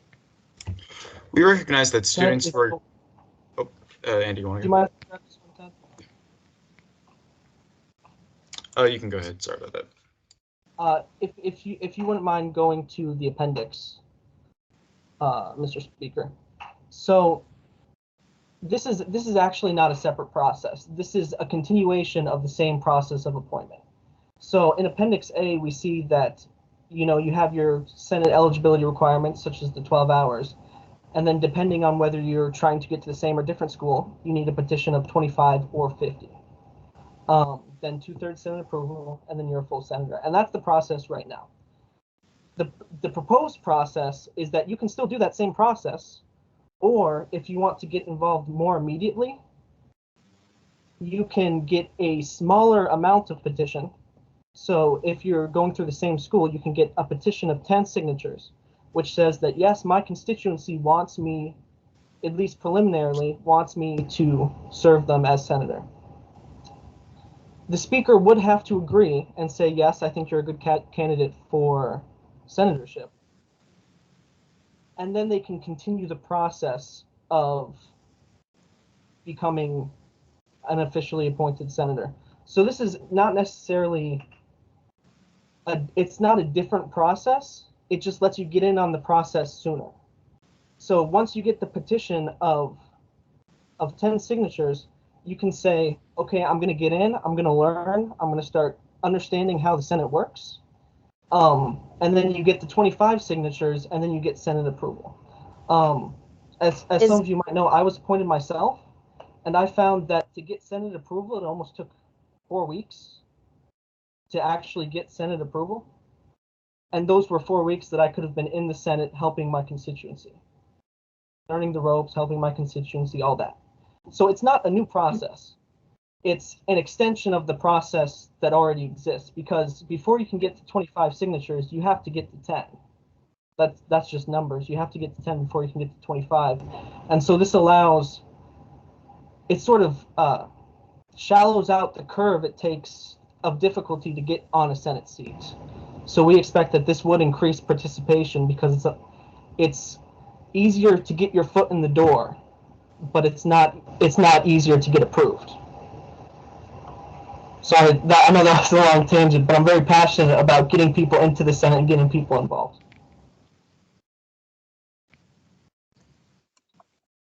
Senator River. Thank you, Mr. Speaker. Hi, Andy. I know the purpose of this bill is to increase or kind of decrease the number of unfulfilled seats in the Senate. However, as a temporary senator, you mentioned in the bill that they virtually have no power, such as voting. So how is increasing or I should say decreasing the number of unfulfilled seats in the Senate going to change participation per se? I mean, I understand the bill is to make the process of becoming a senator easier, but how does this change the actual Senate, since they do have virtually no power? So they're allowed to submit bills, but of course any any student is allowed to submit bills as long as they have the approval of a sitting senator. So a student would require approval of a sitting senator, but a temporary senator would be able to submit their own bill without anyone else's approval. In addition, they have speaking rights. Even in this meeting, a couple times, people who are not in the Senate had to ask for permission to speak during debate and such, and they would not have to ask permission, and they would be in the middle, so to speak. And so really what this addresses is immediately onboarding people who are willing to put the work in and work in the Senate. I hope I answered your question. I believe so. Thank you. Thank you. And then Senator Grant, go ahead. So I do agree that it is kind of lengthy to become a senator, but I don't feel like this is worthwhile because let's say you want to be a voice in the student senate, like you're suggesting, this would give them kind of like you're a temporary senator. You don't count for quorum. You have a voice, but your vote doesn't count. Other than this, why can't they just come to a senator, form that relationship, and then they can help advocate on their behalf and still go through their proper channels of going through the vice president, saying, I did the full 25 steps instead of going halfway or a little less than halfway 10, and then advocating because, Andy, like you too, before you came, I tried to get appointed too, and I didn't, which, it burned.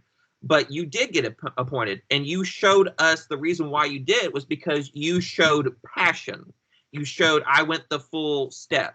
So I feel like this would actually hurt us a lot more than it would help us saying, I just went the halfway. I am a voice, but I can't vote, and I can't really affect any real change.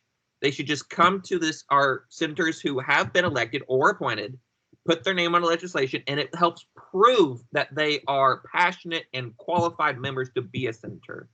So would this be more beneficial, or will it hurt us in the end, is what I'm trying to ask you, if that makes sense. I believe it would help. And this is my reasoning. You have schools, colleges, academies, so on and so forth, that have representation right now. And that's obviously a problem. And so this would help get people in and understanding quicker. Because, like I said, and this is just my personal experience, it took 4 weeks for the Senate to put me on the docket. Mm-hmm. And then it took however long after that to learn the ropes of the Senate. And then after that period, I could start representing my constituency. And all this is doing is saying that, yes, if your constituency shows that they want someone to represent you, you can learn the ropes while the Senate is going through its own process. Mm-hmm. And that could, half the time it takes to get representation to a school that we really need. Yeah. And I'm hoping I answered your question. You did. It was kind of it was a two-parter because I also want to hear from Senator Ted and what his 2 cents was on the question that I asked. If he still feels like it would be more beneficial than it would hurt, since I'm still recognized. I would absolutely argue that this would be more beneficial because from my point of view, I think it's a matter of optics. If we signal to the student body that, look, you still have to go through the full requirements, obviously. We can't just have people coming in and out of the Senate. But if we signal that it's easier to get your foot in the door, it's easier for you to take that first step in representing your constituency and those you're passionate about. I'd feel that we would get more interested participants, and I'd feel that we'd be able to basically have more productive debate within the Senate just by having these additional voices. Thank you. Okay, so overall, guys, love the discussion, but we are in a period of questioning. So question needs to be straight to the point because we have a lot of hands raised and we still have 30 minutes left to consider more stuff on the agenda. Just throwing that out there. Devin has his hand raised. Would someone like to consider allowing Devin to speak. River Bailey Speaker? recognizes Devin. Is there a second? Second. All right, Devin, you have the floor. All right, thanks, David. So I just got off of work, so I've got a little bit more leeway to speak and question and all that.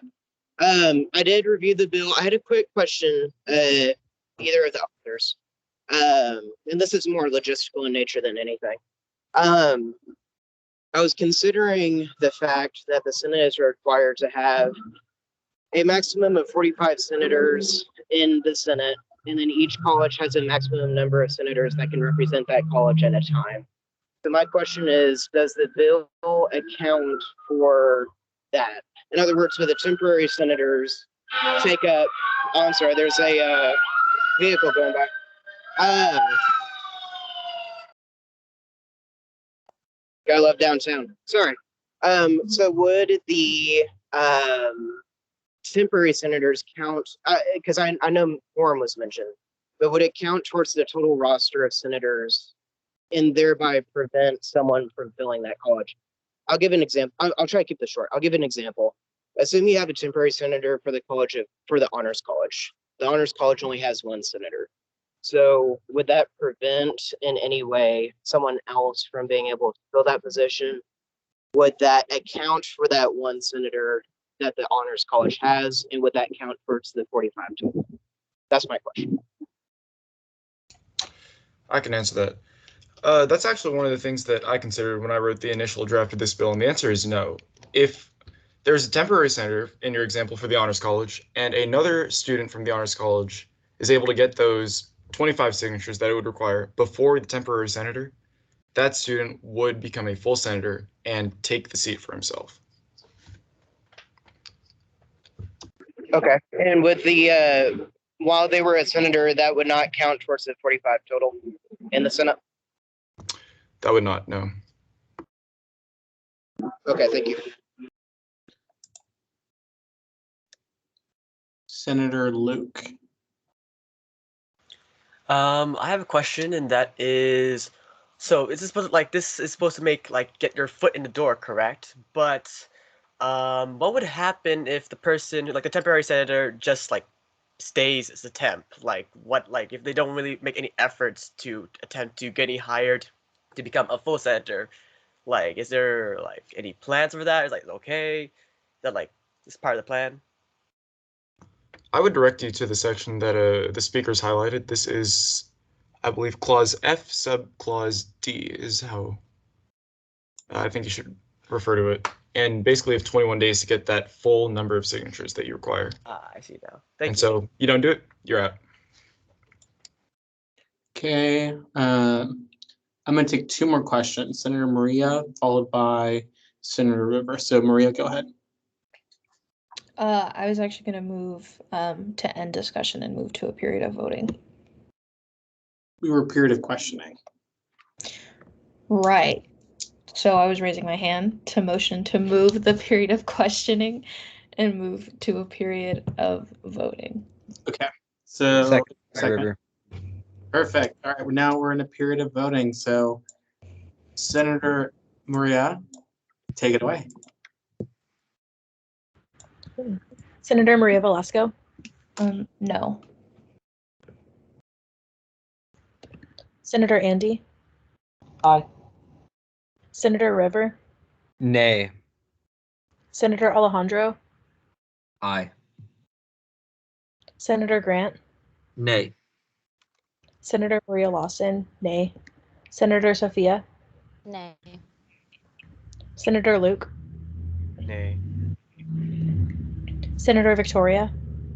Oh, she said she had to leave. Senator Alexica.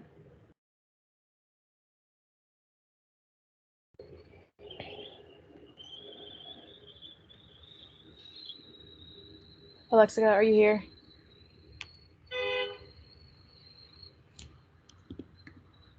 Senator Ted. Aye. Okay, so we have 3 yes votes, 2 abstentions, and 6 no votes. So can you repeat that one more time so I can just write this down for my personal notes? Yes. 3 yes, 2 abstentions, and then 6 no. So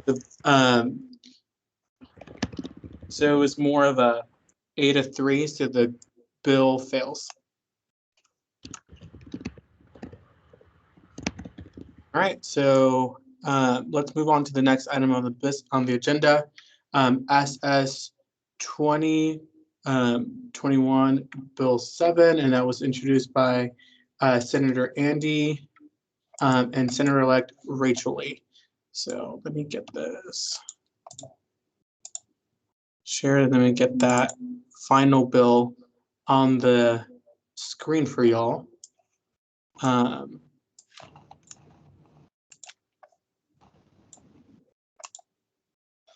then Senator Andy, you have the floor. Thank you, Mr. Speaker. So just to give some background, well, I'll just start reading it. Whereas student senate committees help the Senate fulfill the mission of promoting the interests and opinions of the student body. Whereas there is no clear separation between standing student senate committees and ad hoc committees. Whereas committee reform is required to accurately and specifically define what the roles and responsibilities of senators and Senate officers. Let it be resolved that the following section be struck from the UNT SGA bylaws. So basically, this is a reform of the student senate committees. It was kind of missing some detail that I think we could benefit from.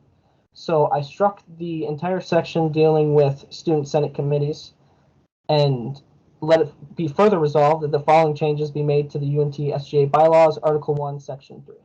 And I'll take you through that now. So, senators shall be required to sit on at least one standing committee of the student senate. Senators are not required to sit on ad hoc committees. There shall be no limit on the number of committees a senator may join. No senator shall serve as the chair of more than one standing committee at a time. All committees shall adhere to the student or Senate Code of Conduct.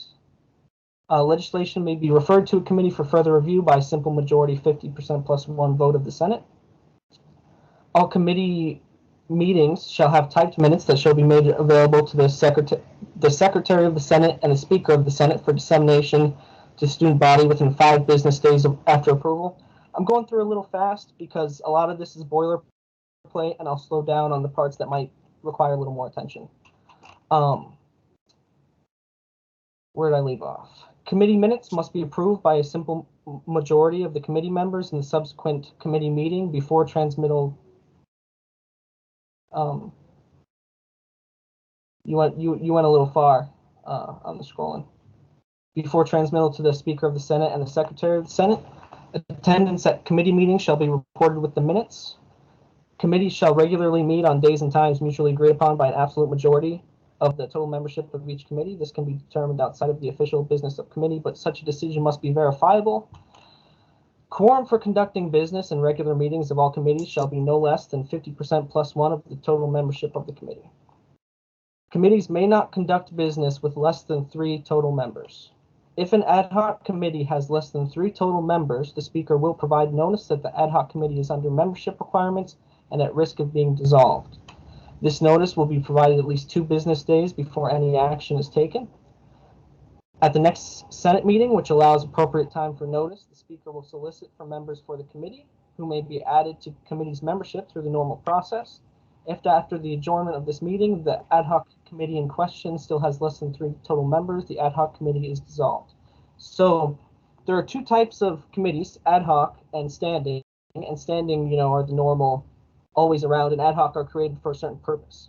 So if an ad hoc committee has less than 3 members, you can't really hold a vote with only 2 people.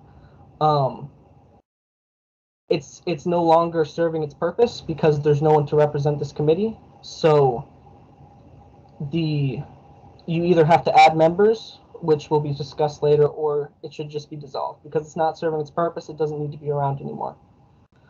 If a standing committee has less than 3 total members, the Senate must, during its next meeting, appoint more members to the committee in the normal process, or these bylaws must be amended to dissolve the committee. Same thing. Standing committees are a little different because they're supposed to be enumerated in the bylaws, but the thought process is the same. If there's less than 3 members, either add more or dissolve the committee. Committee members may be removed for any legitimate reason from any committee by an absolute 2/3 majority vote of the total committee members, excluding the member in question. The removal of a committee member may be taken to the Supreme Court for an appeal. If the removal of a member results in a lack of quorum to conduct business, the meeting in which the removal occurred must conclude until quorum can be met again. Each committee shall be led by a chair elected by an absolute majority of the committee's total membership, who will serve as the presiding officer of that committee. Each committee will elect a vice chair by an absolute majority, who will also serve as secretary and who shall be responsible for taking the minutes of each meeting. If the chair is unable to attend a committee meeting, then the vice chair shall temporary presiding officer of the meeting.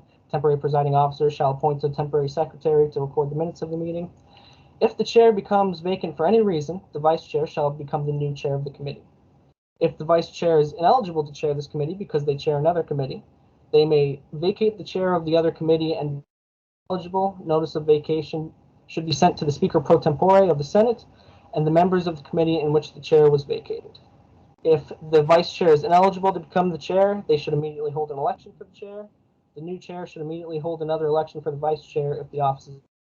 So basically, this is succession for committees, which is not really there in the previous text. If the chair is vacant, say a senator is no longer in the Senate or can't chair this committee anymore, the vice chair should become the chair. But remember, only a senator can only chair one committee at a time. So if they already chair another committee, they can either choose a different one or they can stay the way it is and they should elect a new chair. The chair of each committee shall send the approved minutes and attendance of the meeting to the Secretary of the Senate, who shall send the compiled committee minutes and attendance to the Speaker of the Senate to be published on the SGA website. The Speaker pro tempore shall be responsible for working with the chair of each committee to ensure that committee needs are met. This is sort of just expanding the role of Speaker pro tem. The idea is that they kind of act as a wrangler, trying to make sure the chairs are getting done what they need to do, and also that they're getting what they need, the support they need from the Senate. Standing committees may be removed or added by amending this passage. Standing committees will not expire beyond this requirement. As stated in the Constitution, the Vice President may enumerate standing committees by enumerating them here. So, in the Constitution, there's a bit that says that the Vice President may create standing committees and enumerate them in the bylaws. That wasn't really being followed before. So at any given point, you really wouldn't know what standing committees existed. So this section exists to provide basically a fill in the blank for the Vice President to enumerate the committees there. And that way, anyone who looks at the bylaws will know what standing committees there are. Okay. It's a long one, I know. Bear with me. So the Senate shall select of their own number members to serve on standing committees using the list nomination method.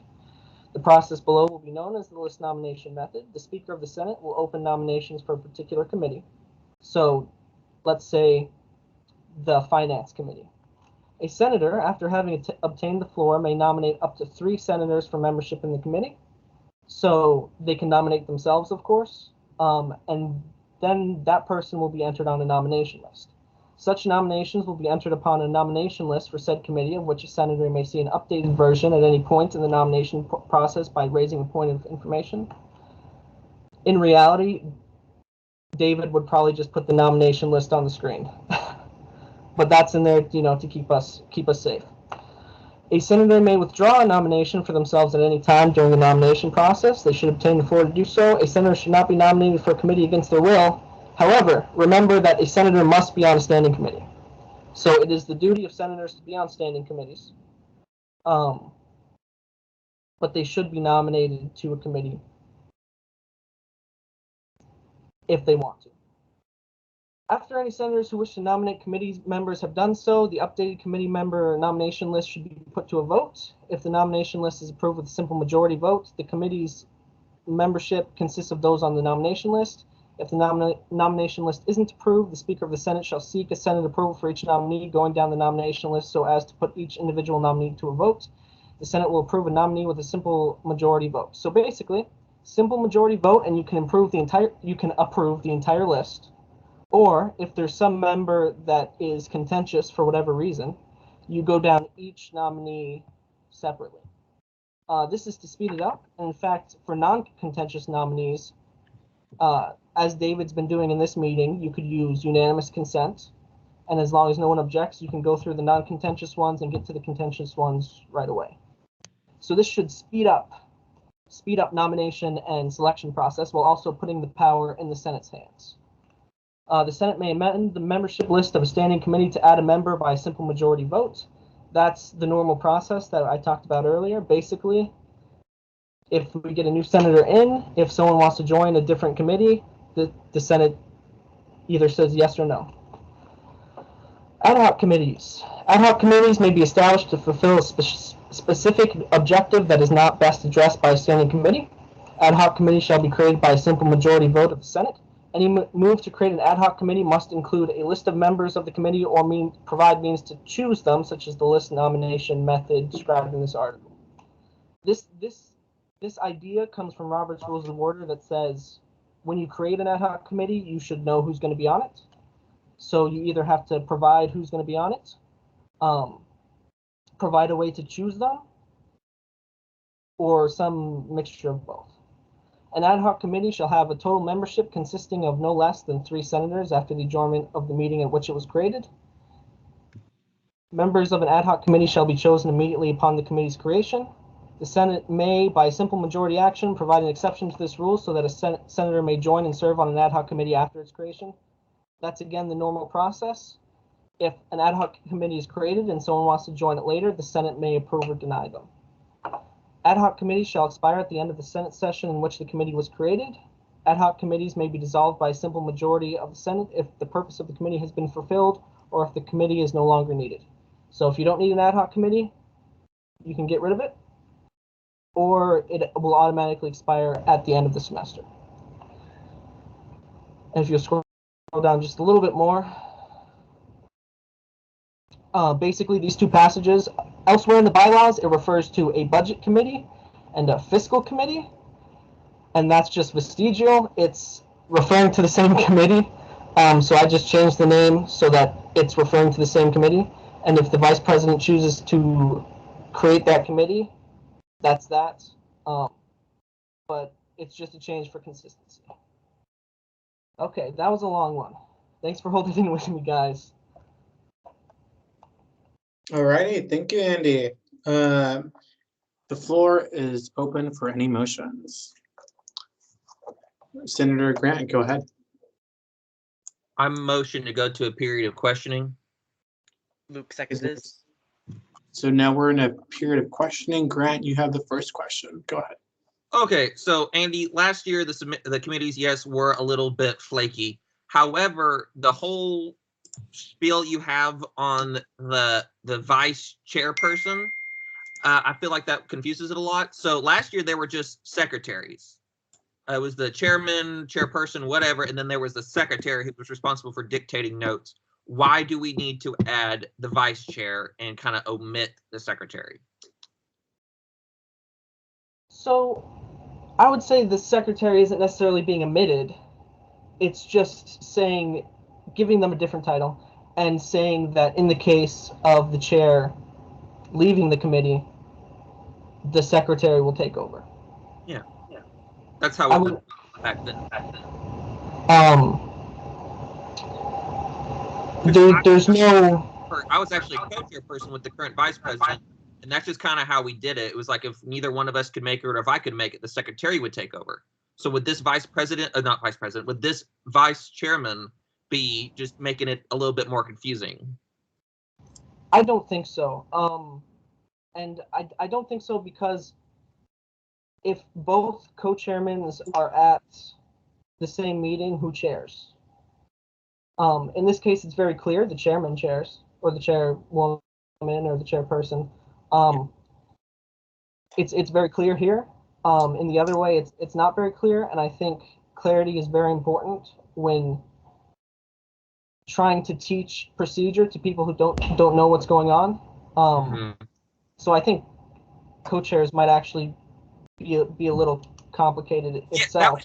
That was there's just no an example. I'm saying like for example, the Sergeant of Arms Committee or the Senate Internal Committee transitioned into that when David was moved back in.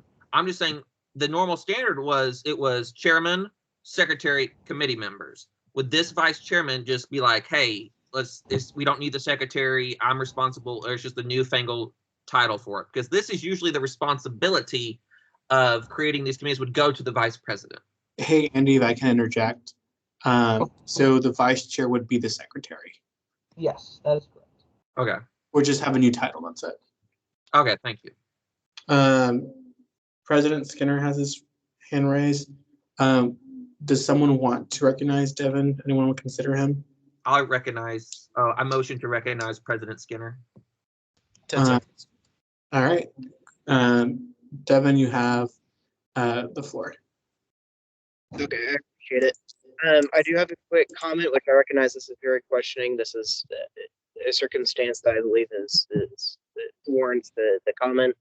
I would just recommend that the senators use gender-neutral terms such as chairperson.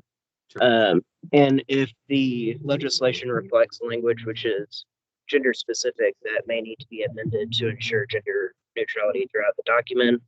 I did have a well, it's not.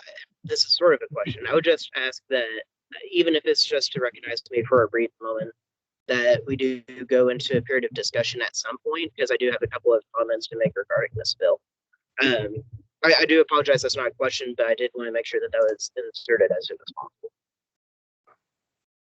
Okay. Is there any other questions? All right. Since there's no one, Grant, go ahead. Oh, sorry. I didn't let you finish. My bad. So since there's no other questions, and since the president has expressed interest on discussing this further, I motion that we table this until the regular session, since we are low on time and we do have other reports to do. I second that motion, River. You second that? So we're tabling to when? Because we're under emergency status, so then I withdraw my my original motion. Then if I forgot it was under emergency status. So just a reminder, since last meeting, I know that it's about to be 5 o'clock. If you need to go, just text in the chat that you're stepping away, and we continue as long as we have quorum. So is there a new motion on the floor?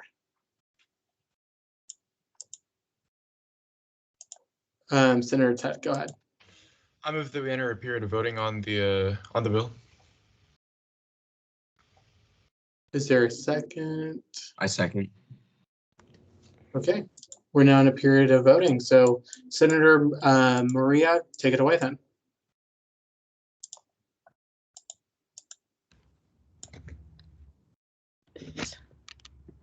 Sorry, I gotta find my spreadsheet. Do you need the people's names? I can put them on the. Oh, I found it. Thank you. Okay, Senator Maria Velasco. Aye. Senator Andy. Aye. Senator River.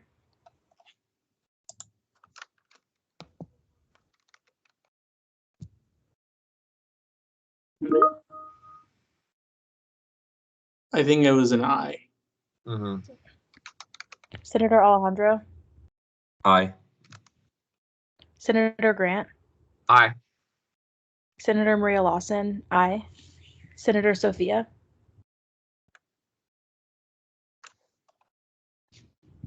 I think she had to step away for a second.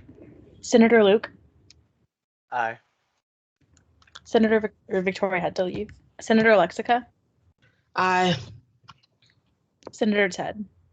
Aye. Okay, so that was 9 yes, 2 abstention. I believe we do meet the 2/3, so the bill passes. Just trying to get this. Alrighty, so that completes legislation, and now it's time for oh my God, why is it doing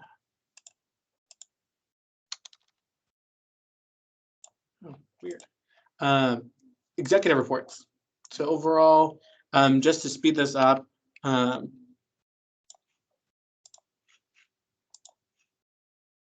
gonna let every executive branch member give their spiel once everyone's done. You can ask questions if you have questions for anyone. So let's start with our Chief of Staff, Casey, take it away. So if it is okay with everyone, if we could have JT, the intern program director, go first, just so he has other obligations at the. Yeah.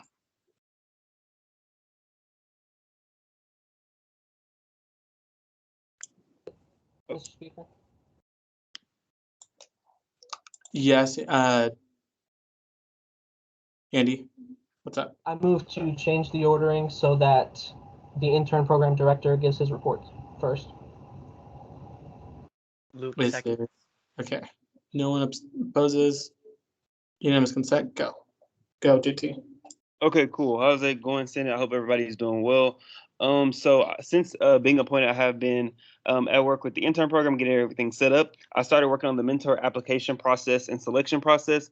Mentor applications officially opened up last week, and they will close up on this upcoming Monday on the 19th at 11:45 p.m. This year, I did have a new rule, which you guys did get an email about from David about senators or exec members not being able to serve as mentors this year.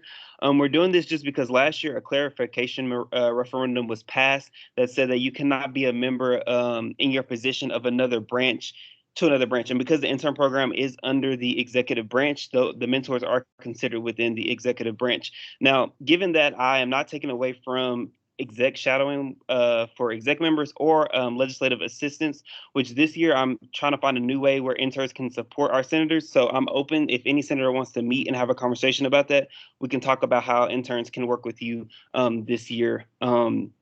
Also, the mentor interviews will take place next week, and then the final decisions will be sent out the last week of July. On August the 2nd, the intern application will open for first year students, and it will close on Tuesday, August 17th at 11:45 p.m. The mentor orientation will be held Friday, August 6th. If you have any friends, please recommend them to the intern program to be mentors, or if you know any incoming first year students, please refer them as well. And if you have any questions or want to set up a meeting with me, you can email me at sgaintern@unt.edu.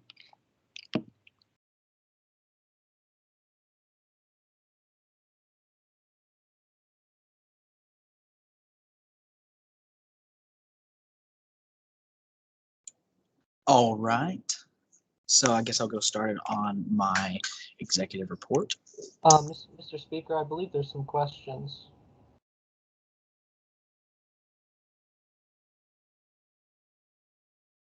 Just 1 second. I think David's having some technical difficulties.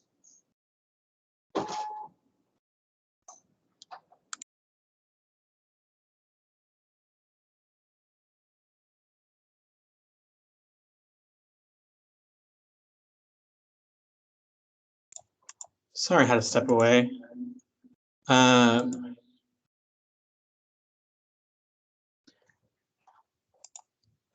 Is it Alexa's turn or yours, Casey? David, there were some questions that we wanted to ask. Do we just wait for the end, or do we just wait, or can we ask at the very time? end.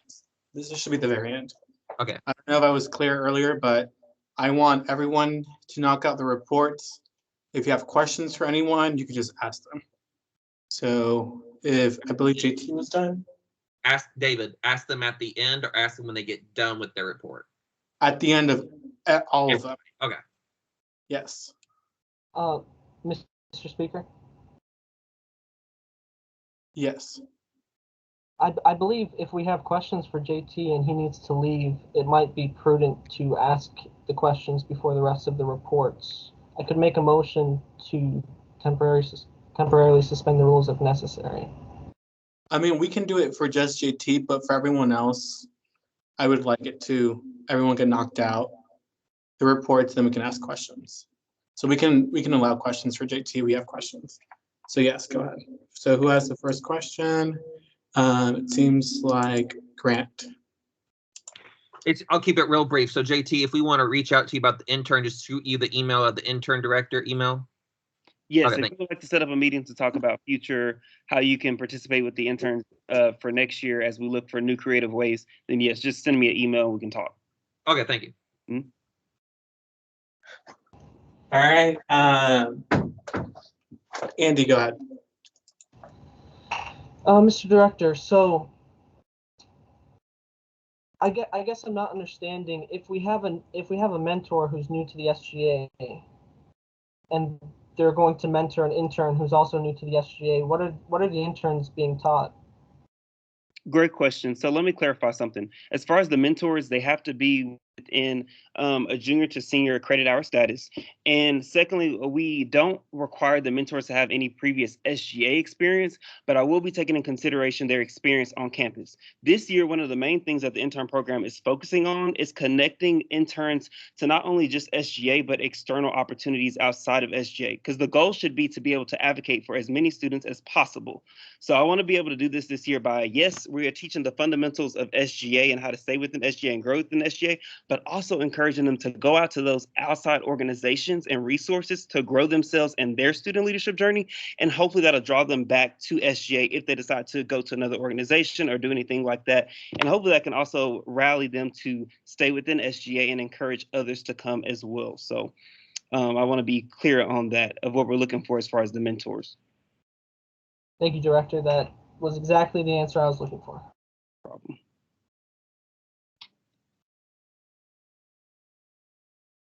Any other questions for JT? If not, that concludes questioning for the intern program director. And as I was saying, thank you, JT.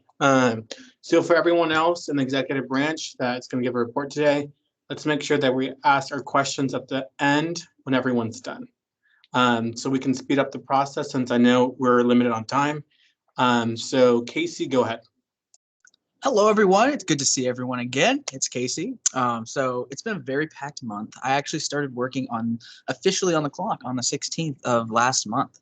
So for my executive report, starting from when I started, we started onboarding all executive staff members. That was my main priority, to get everyone through their process of actual employment and going through any onboarding and training and all that.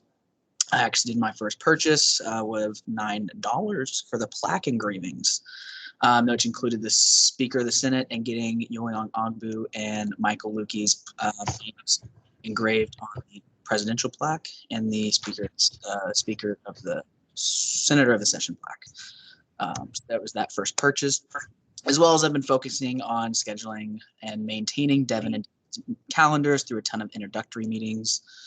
As well as I've been focused on building the roster for this upcoming year and working on budget format for the budget in the fall, working on what the format of the budget's actually going to look like, where it's friendly to the eyes, but also readable and makes sense. As well as I've been working on those proposals, which I put forward today. The item one was the biggest one because there's so many to it. As well as I've worked on the YouTube. If you've been on there and go to the videos, you'll see that we actually have some, what are they called? Thumbnails now. They're not just random shots throughout the last year. So there's some thumbnails for some of the videos. So it cleans it up a little bit more. And as well, so that's what I've been working on and what I have been working on. Upcoming on this next week, this Saturday, I'm actually leaving for a week. So I won't be really accessible or be able to answer any questions you'll reach out about promptly, but I will be back to that.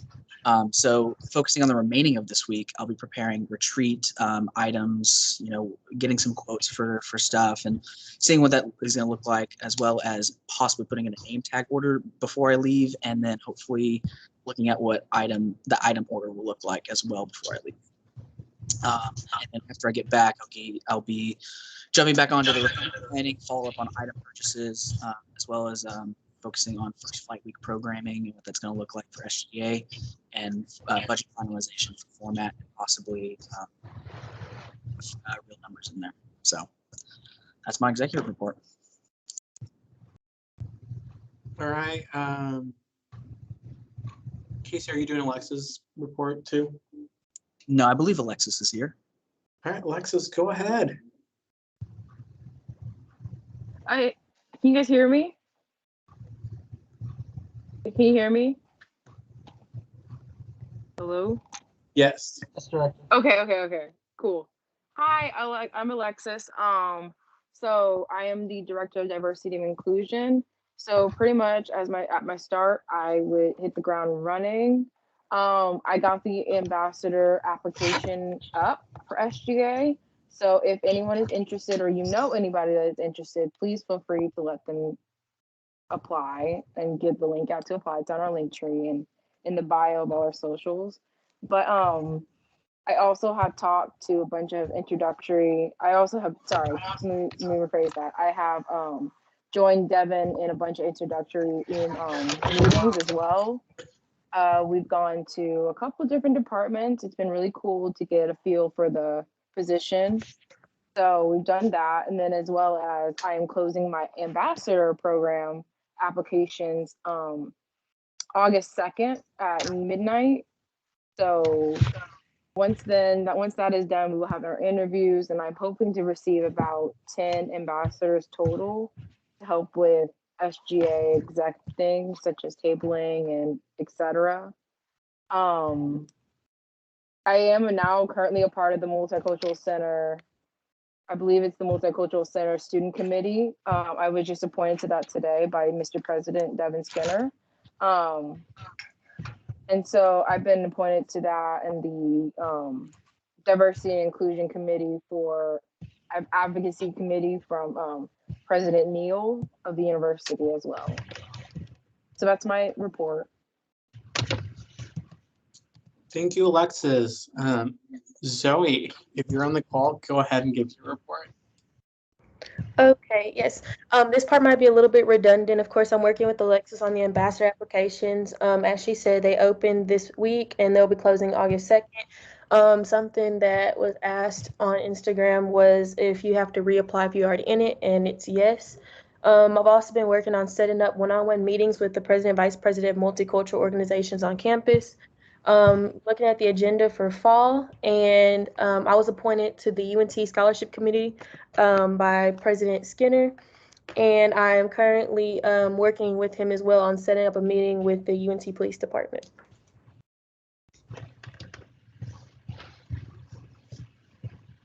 All right, thank you, Zoe. Maya, if you're on the call, go ahead and give your report.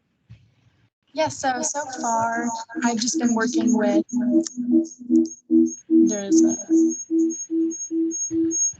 sorry about that.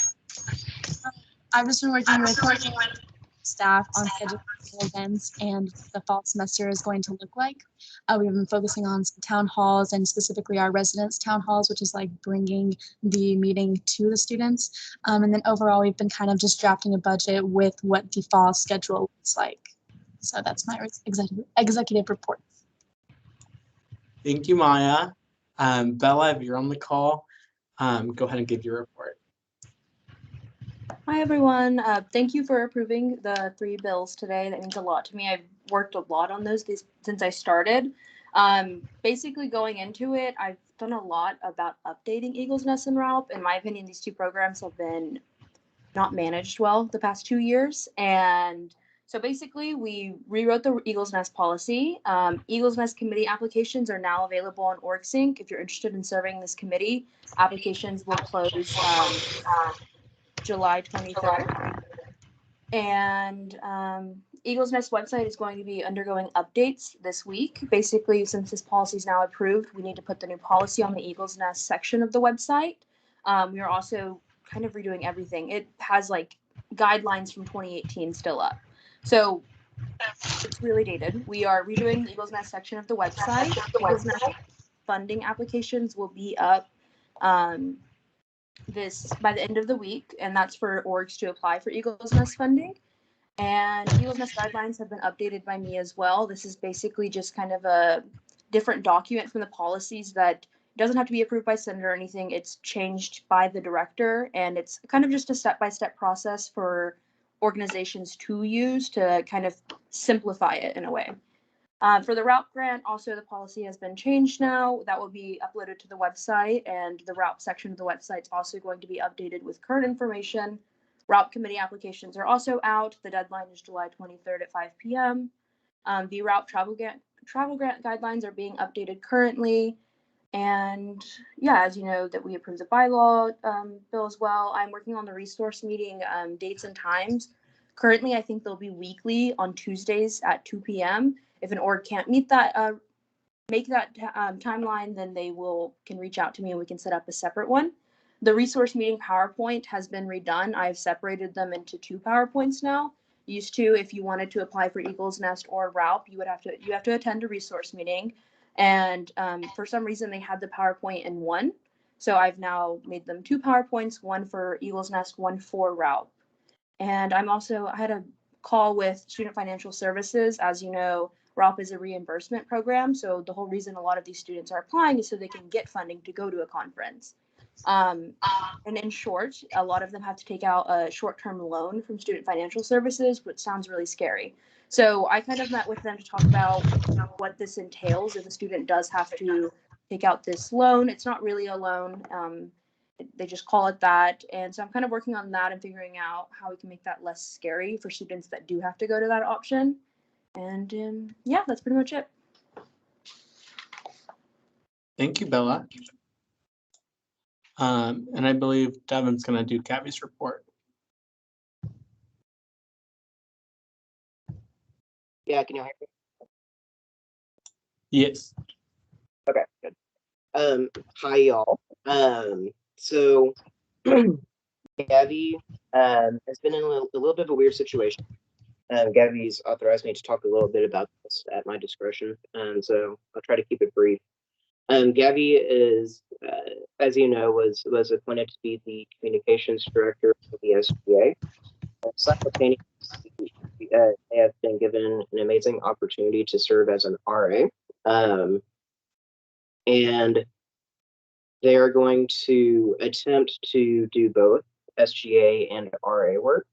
But until the RA stuff is finalized, until they can figure out whether or not RA policies will allow them to continue with the SGA, they've very much been in a limbo situation.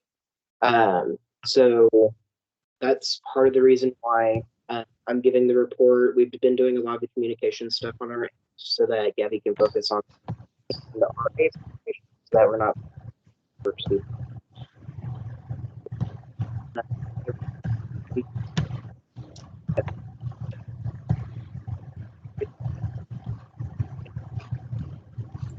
Hey, someone. Hey, Alexa, your mic is on. Turn it off. Am I good to continue?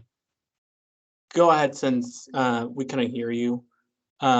Just make sure, guys, that if you don't have the floor to speak, your mic should be off. Go ahead, Devin. Okay. So that's kind of the situation with Gabby. I can speak a little bit on the communication stuff that we've been doing on our end.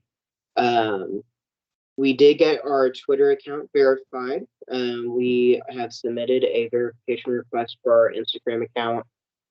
So we are very excited about that. And we've been doing a lot of posting about our positional stuff to the extent that we can with our limited resource without having Gabby in the office. And that's involved a lot of our Canva materials.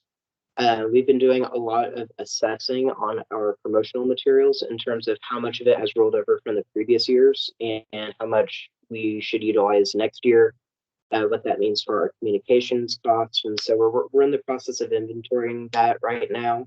I will say we've got a significant amount of t-shirts, and so hopefully we'll be able to cut down the t-shirt budget as a result of that. But again, we're still doing a lot of assessing on that front. So we also are looking into our Adobe licensing, trying to make sure that that's all set up and so that people in the office are able to utilize that as needed, even if the communications director isn't there. And that's proving to be a bit of a process at the moment. We're having some issues with our Facebook page, which is why if you've been looking at our Facebook page, it's pretty stagnant. We're in the process of getting that corrected. And we'll keep an eye out for us posting on our Facebook account. Hopefully that's corrected soon. This is very much a kind of a loose report, simply because it's kind of a weird situation with Gabby. But again, you know, Gabby is quite passionate about continuing with the SGA and doing the work that the SGA is all about. And Gabby anticipates being able to continue that this year. But beyond that, it's Gabby's personal life, and so I don't want to speak any more on that issue. But rest assured, we'll keep you all updated as that progresses with the housing department. But in terms of the communication stuff, that's, I think, all there is to report at this time. Thank you, Devin. You can go ahead and give your report. Okay. So mine's a little bit lengthier just because there's a lot that's going on with this position. As Casey kind of alluded to, we've been meeting with a lot of administration officials. I'll preface with I've been out on vacation for a week since we last had our meeting, and that kind of factors into this a little bit. But we have met with officials such as Dr. Smatras, Dr. Donovan, Dr. McGinnis, Taylor Thompson with Student Activities, Randy with ODA, Kathleen Hobson with the Pride Alliance, Trisha Rodriguez with the CLS, Bonnie Moore with Denton Boats, Peter Belabuch at Dining, Money Management Services. We've had quite a few meetings. We're trying to set up more meetings with UNTPD, facilities, Dr. With, who's the Vice President for Student Affairs, Dr. McGuire, who's I believe, the Associate Vice President for Student Affairs. We have a meeting with Provost Kelly tomorrow to discuss a couple of things. We are also meeting with Kara Ottinger regarding website design, and I'm sure David will probably discuss that a little bit in his report. We're also trying to get some meetings set up with UNT Dallas, SGA, regarding a couple of things. We're also going to get in touch with TWSGA leadership so that we can kind of get a partnership started there. We also have met with UTA, I think they're called ambassadors. It's similar to our SGA, but a little different, and we had a good conversation about gender inclusivity in their program. So plenty of meetings. We're getting a lot of good partnerships started, and we hope and expect that that's going to benefit the student body as we go throughout this year. We've also been focusing significantly on our Get Connected series presentations. So Get Connected is what happens in our freshman orientation. And we've been doing a lot of presenting. I've done a couple. Casey's been doing quite a few. JT's been involved in them. Alexis, Bella went to the last one. So we're kind of mixing it up. We're getting a lot of different people involved in it. Those Get Connected series are presentations to incoming freshmen. So we've been involved in that. I've been involved in the development and implementation of the executive policy manual. The executive policy manual is basically like the bylaws for the executive branch, but it focuses more on the procedures and administration of the executive office. And that was done in coordination with David and Casey. And as y'all may have seen the email, y'all were included in it. The new EPM has gone into effect. I believe it's significantly more detailed than previous EPMs. We have contacted the Graduate Student Council, the GSC, about our memorandum of understanding regarding the referendum process between our organizations. That's something that gets reviewed and renewed every year. And so we want to hit the ground running on that to make sure that we got a good process before we get into the next year. So that process has been initiated. We have been developing our first Flight Week program, and we are quite excited about what that's going to look like. We're still kind of in the developmental phase, but we are definitely working on that. I've been doing a lot of planning with Casey on budgeting and expenditure planning. As you can see, we've already got some proposals out for you. And we're working on making sure that the next year's budget is something that's going to benefit the student body and maximize that potential. So that's something we're closely working on right now. We've done heavy cleaning in the SGA office and the SGA closet. I've been in the SGA since 2018, and I'll just say I haven't seen it really be clean in that entire time. And appreciative of the work that the executive staff has been putting in as a collective to ensure that that office is a welcoming environment for students and an environment conducive to getting work done. So I'm very happy about that, and I appreciate the staff for working on that. We are working to archive certain hard copy documents, and we're trying to get older documents onto the website so that people can kind of track the history of the SGA, what we did beyond 3 or 4 years. And so you can kind of see what the SGA has been all about throughout its history. It's a massive project. It's not going to be something that happens all at once, but it's definitely something that we're taking a look at. That's part of what those binders were about. Making sure that, information is easy to access, readily organized, and readily accessed on the website. As you may have seen, we did award Dr. Gloria Cox with the Professor Graham Award. That was a very interesting meeting. I've never met Dr. Cox, but Dr. Cox is an amazing person. We got a little lecture about voting history in America, and it was definitely a unique experience. I do regret that I did not take one of her courses while at UNT. But yes, we were very proud to award Dr. Cox with that award, and we look forward to seeing who the next Professor Graham Award recipient is going to be next year. We are talking about planning the Eagles Council, which is something that we ran on, David and I did, which would be in regards to organizational coalition at UNC, very much in the earliest of developmental stages for right now. So it's definitely, and we've got some other time sensitive issues at the moment, but that's something that's kind of on our minds at the moment. We're working on the planning for that. This is I already talked about that.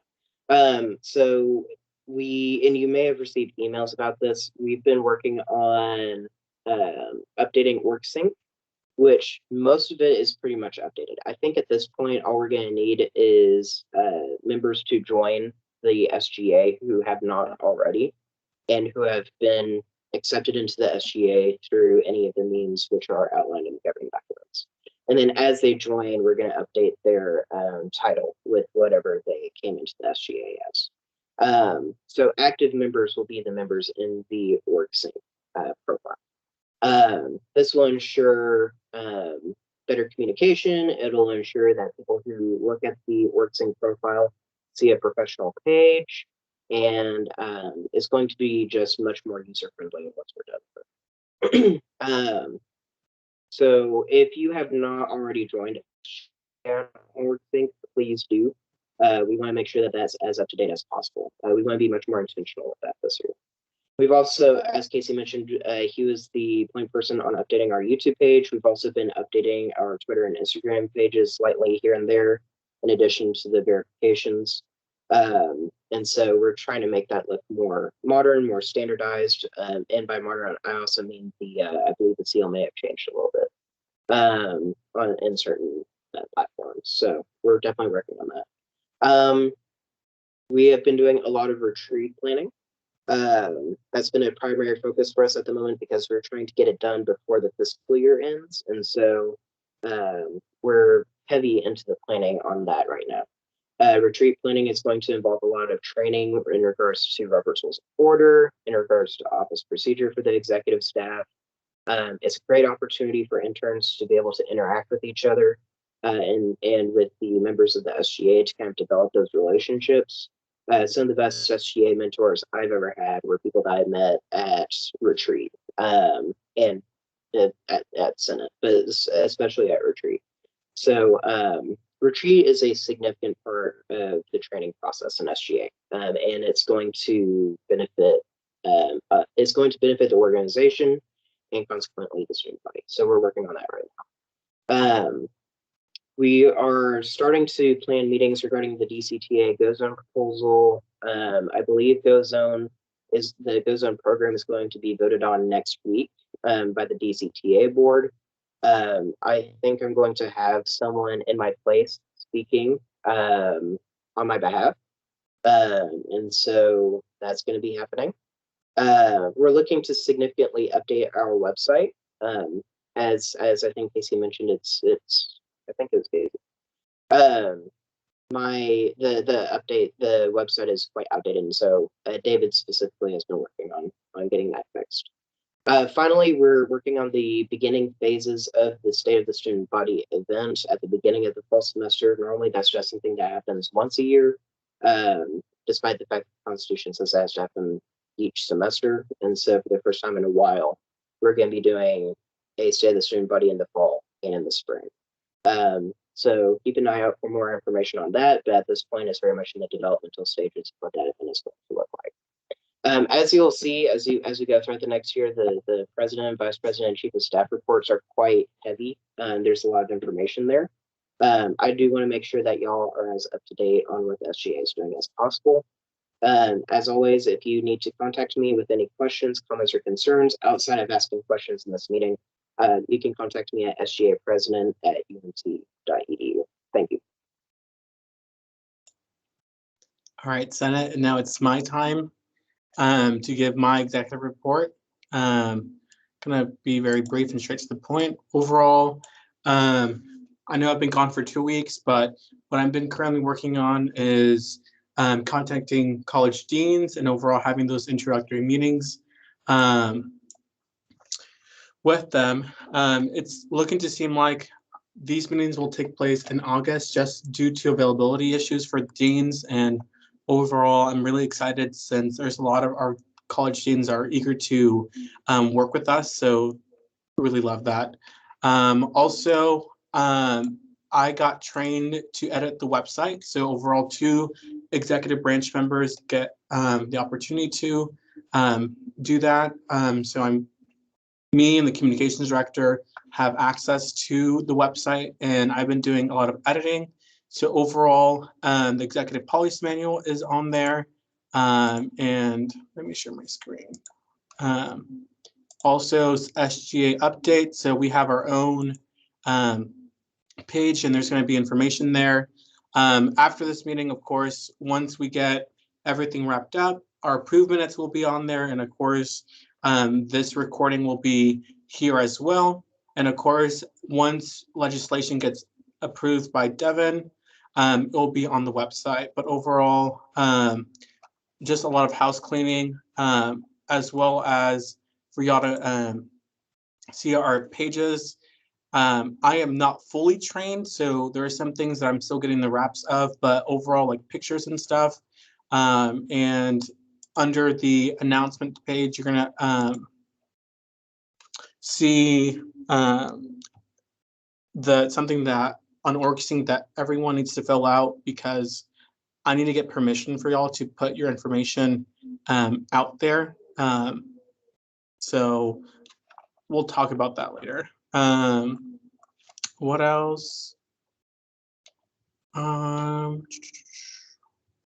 That's pretty much kind of my report. I'm almost done with making sure our government documents are up to date. And that's pretty much it. That's all that I have. All right, now that everyone has completed their report, you can ask questions for anyone. So Sophia, go ahead.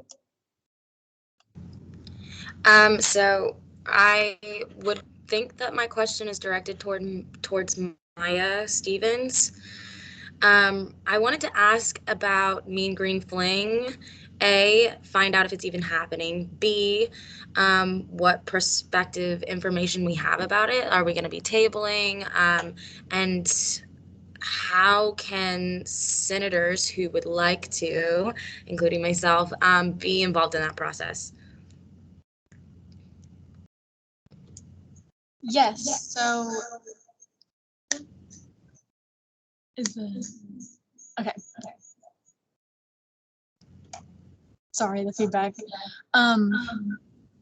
With Mean Green Fling, I do plan on tabling. I haven't, I know we applied for that as well. I really don't have a great answer for Mean Green Fling. If there's anyone else that has more on that question, yeah. Yes, so I can speak on that topic specifically. We did fill out an application earlier, I think like 2 weeks ago now. We have it's going to be an event. We're scheduling it for Tuesday, August 17th. It's going to be specifically, it's called Learn Today, Lead Tomorrow. And it's going to be similar to, it's like an SGA overview as well as similar to a mock Senate session. So I'll actually read you the description. This is what we submitted. Have you ever wanted to be part of a group dedicated to helping others? Join the Student Government Association for an interactive Senate experience and an overview of everything we're involved with on campus. So the idea of, and it goes in, if you think people deserve representation when decisions are made, check us at Union 332. It's going to be 3 o'clock on that day. It's still being reviewed, so we have to get approved by student activities to even do it. But that application is in. And so it's pretty much going to be a mock Senate that senators will be that can be involved with. We haven't released too much information because we don't even know if we're allowed to do it yet. But yeah, we're going to have people in the crowd and senators involved with explaining, legislation and other things like that. So that's what we have planned for Mean Green Fling specifically, or for First Flight Week. And the Mean Green Fling specifically, we already put in the application for a table to have out there. The only restrictions we do have with that is it's only a 2-hour event. And we're only allowed to have 2 people out there. So we'll be working on about who we're going to put out there. But, we would love to have senators involved in that as well. Okay, great. Thank you so much. So you have a little bit more people hands raised. Before we go, I move on. Totally forgot to mention one thing. Just like Alexis, David appointed me to be another SGA representative for the Multicultural Center Building Committee. That was the only last thing. So they are building a new MC building, a standalone building. So I have the privilege to serve on that committee. So on a different note, let's have Senator Andy. Go ahead, ask your question. Thank you, Mr. Speaker. So I believe this is for you, Mr. President. So correct me if I'm wrong, but my understanding is that Supreme Court justices expire during the fall semester. So do you have plans to appoint Supreme Court justices before the fall semester? Yeah, thanks for the question, Andy. They do expire at the end of the summer semester, and it's normal practice. My understanding is it's normal practice, and I think there's something about this in the bylaws in regards to the timeline for selecting those justices. That'll probably be the first or second Senate meeting that we have in which that'll be confirmed. We want to get that done ASAP so that if there's any issues that arise, it's something that the court could address. That is the standard. Thank you. And my next question is, so I mean, the social media accounts are pretty active. So who's currently operating them? So at this time, we don't. Gabby's a little bit out of operation at the moment, just given their circumstance. I tend to be a little bit more fluent on Facebook and Twitter, so I operate the Twitter account a lot. David operates the Instagram account a lot. Casey operates when is necessary, and we're still working on the Facebook situation, which is a whole other issue. All those posts are coordinated, and we don't ever post without everyone else being in on the loop, making sure that we're being coordinated in our response to social media activity. But as of right now, without the Gabby situation quite nailed down yet, that's the situation that we have. Is the communications director logging work hours? Gabby has not logged any work hours and will not until the housing situation is figured out. Thank you, Mr. President. Yep. All righty. Senator Grant, go ahead.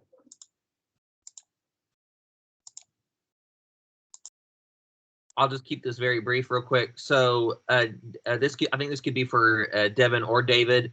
If we signed up, since I'm a senator again, so if I signed up last year for OrgSync and I did all that, do I need to do it again, or am I already on there? Yeah, I can take this one. You are already on there. My understanding is you would need to be removed from the organization to not be on the roster anymore. You have not been removed, therefore you are currently on the roster, and I believe your title is senator on the roster. Okay, then so I don't need to join that if I'm already on there. Then I'm good on that. Then yeah, you're good. Okay, and you can also Oh, I was just gonna say, and for anyone who wants to know, you can also go to your OrgSync profile. Yeah. You can go to the SGA account and you can see all that information as well. That's what I did. I was just curious because I wanted to go back and do it and it didn't let me. I guess because it was already on there. So okay, so then my next question would be for the outreach director. So you mentioned Maya, right? I'm sorry, the little names aren't up here. I'm still trying to learn everybody. So you mentioned going to residential halls and or something like that and talking to them. Would senators be able to join you on that if we wanted to? And would you be open to, or is that something we need to discuss? About the logistics of each resident hall because of space and how they differ in each residence hall. So I'm sure it won't be an issue to have maybe a couple senators represent and be able to talk there. But we're still going over what each residence hall takes and everything. So yeah, to answer your question, yes. Okay, thank you. And I guess I'll just, if I'm interested in that, just shoot you an email or something like that. Yes, at the outreach. Okay, thank you. And then David, can you? I hate to do this, but can you put up I'm so sorry. The diversity director and the assistant diversity director's name. I'm terrible at names. I'm so sorry, guys. You mean Alexis and Zoe? Thank you. I knew they were, yes. So if they're still in the call. So in the future, if a senator who has a piece of legislation or a policy that he or she or they want to enact, that would fall under that, would be beneficial for the diversity director and inclusion director and assistant, and that would we come to y'all and shoot y'all email, or is it something that we would need to talk to you, go through David, then Devin, the proper channels? Or can we just come to you if we want to help something that would involve being diverse for a particular piece of legislation, if that makes sense?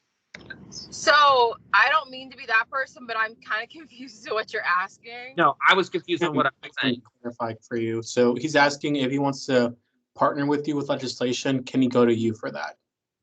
Regarding I'm not opposed to it, and I don't know if I speak for Zoe. I don't want to speak for Zoe because she's her own person. But honestly, personally, I'm not opposed to it. Now, if Devin, Mr. President Devin, or Vice President David are opposed to it, then it's out of my hands. I understand, but okay, so then, like, if I have a piece of legislation that would be, if we need your help on, or y'all's help on making sure it's appropriate, if it's worthwhile, if y'all can help us with it in that sense, kind of getting it off the ground, or something that is a good idea or impacts the community, or SJ can be involved, we can come to y'all for that, right? Or do y'all strictly put the SJ on their I'm perfectly fine with doing that. I will say, as far as like staff goes, y'all are welcome to reach out to them as long as they're okay with that. From Devin, from David, and from I can speak that we're okay with y'all reaching out to the staff for anything. Okay. As long as they're okay with it, we're all okay with it. Okay, and is that okay with the policy, or is that okay with like getting their feedback on the policy? So if I can interject real quick. Okay, I'm sorry. I kind of came in as you were finishing that. You said something about policy.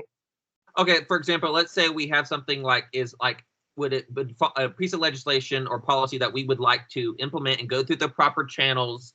Of course, we do the Senate, we go through you veto or pass it, whatever, and then we go from there. If you pass it, can we then reach out to the diversity? I'm just kind of confused on the chain of command here in terms of if we want to speak with Alexis or Zoe if we need help with a particular issue, and we think that they might be both beneficial to helping us implement this or basically bounce off of. Right. So you can reach out, and this is for any senators, of course. You can reach out to the directors directly. No pun intended. And they can discuss with you what needs to be discussed. I will say, if it comes to co-sponsoring the legislation, it is at the discretion of each of the staff members to Yes. They are not expected to sign anything. David's kind of a special case because he presides over the Senate, so that's kind of a weird situation. But for the rest of the staff, that's the case. Now, in regards to reviewing legislation, which I think was your initial inquiry, I think it's up to the director. I don't see an issue with that. I will say that they might not be the final. Of course. So that being said, I'm sure they'd be more than willing to assist, but them assisting should not be an indication of endorsement or lack of support. It's simply to assist anyone who is looking for assistance in regards to diversity and inclusion in their legislation. I just wanted to make sure that was very specific. Oh yes, of course, and I'm processing this. I just want to know if we could go for them for guidance or whatever what we needed, and just didn't step on the toes or go out of line for chain of command kind of thing. It'll be fun. All right, it seems like we have no more questions. Continue with announcements. So overall, we have a couple of announcements. So I know Casey's going to talk about OrgSync and SGA entry form. But if you have not yet, this is for new members, so new senators on the call. If you have not gone to OrgSync and requested to join SGA, please do that. If you've already been part of SGA in the past, like Devin mentioned, there's no need for that.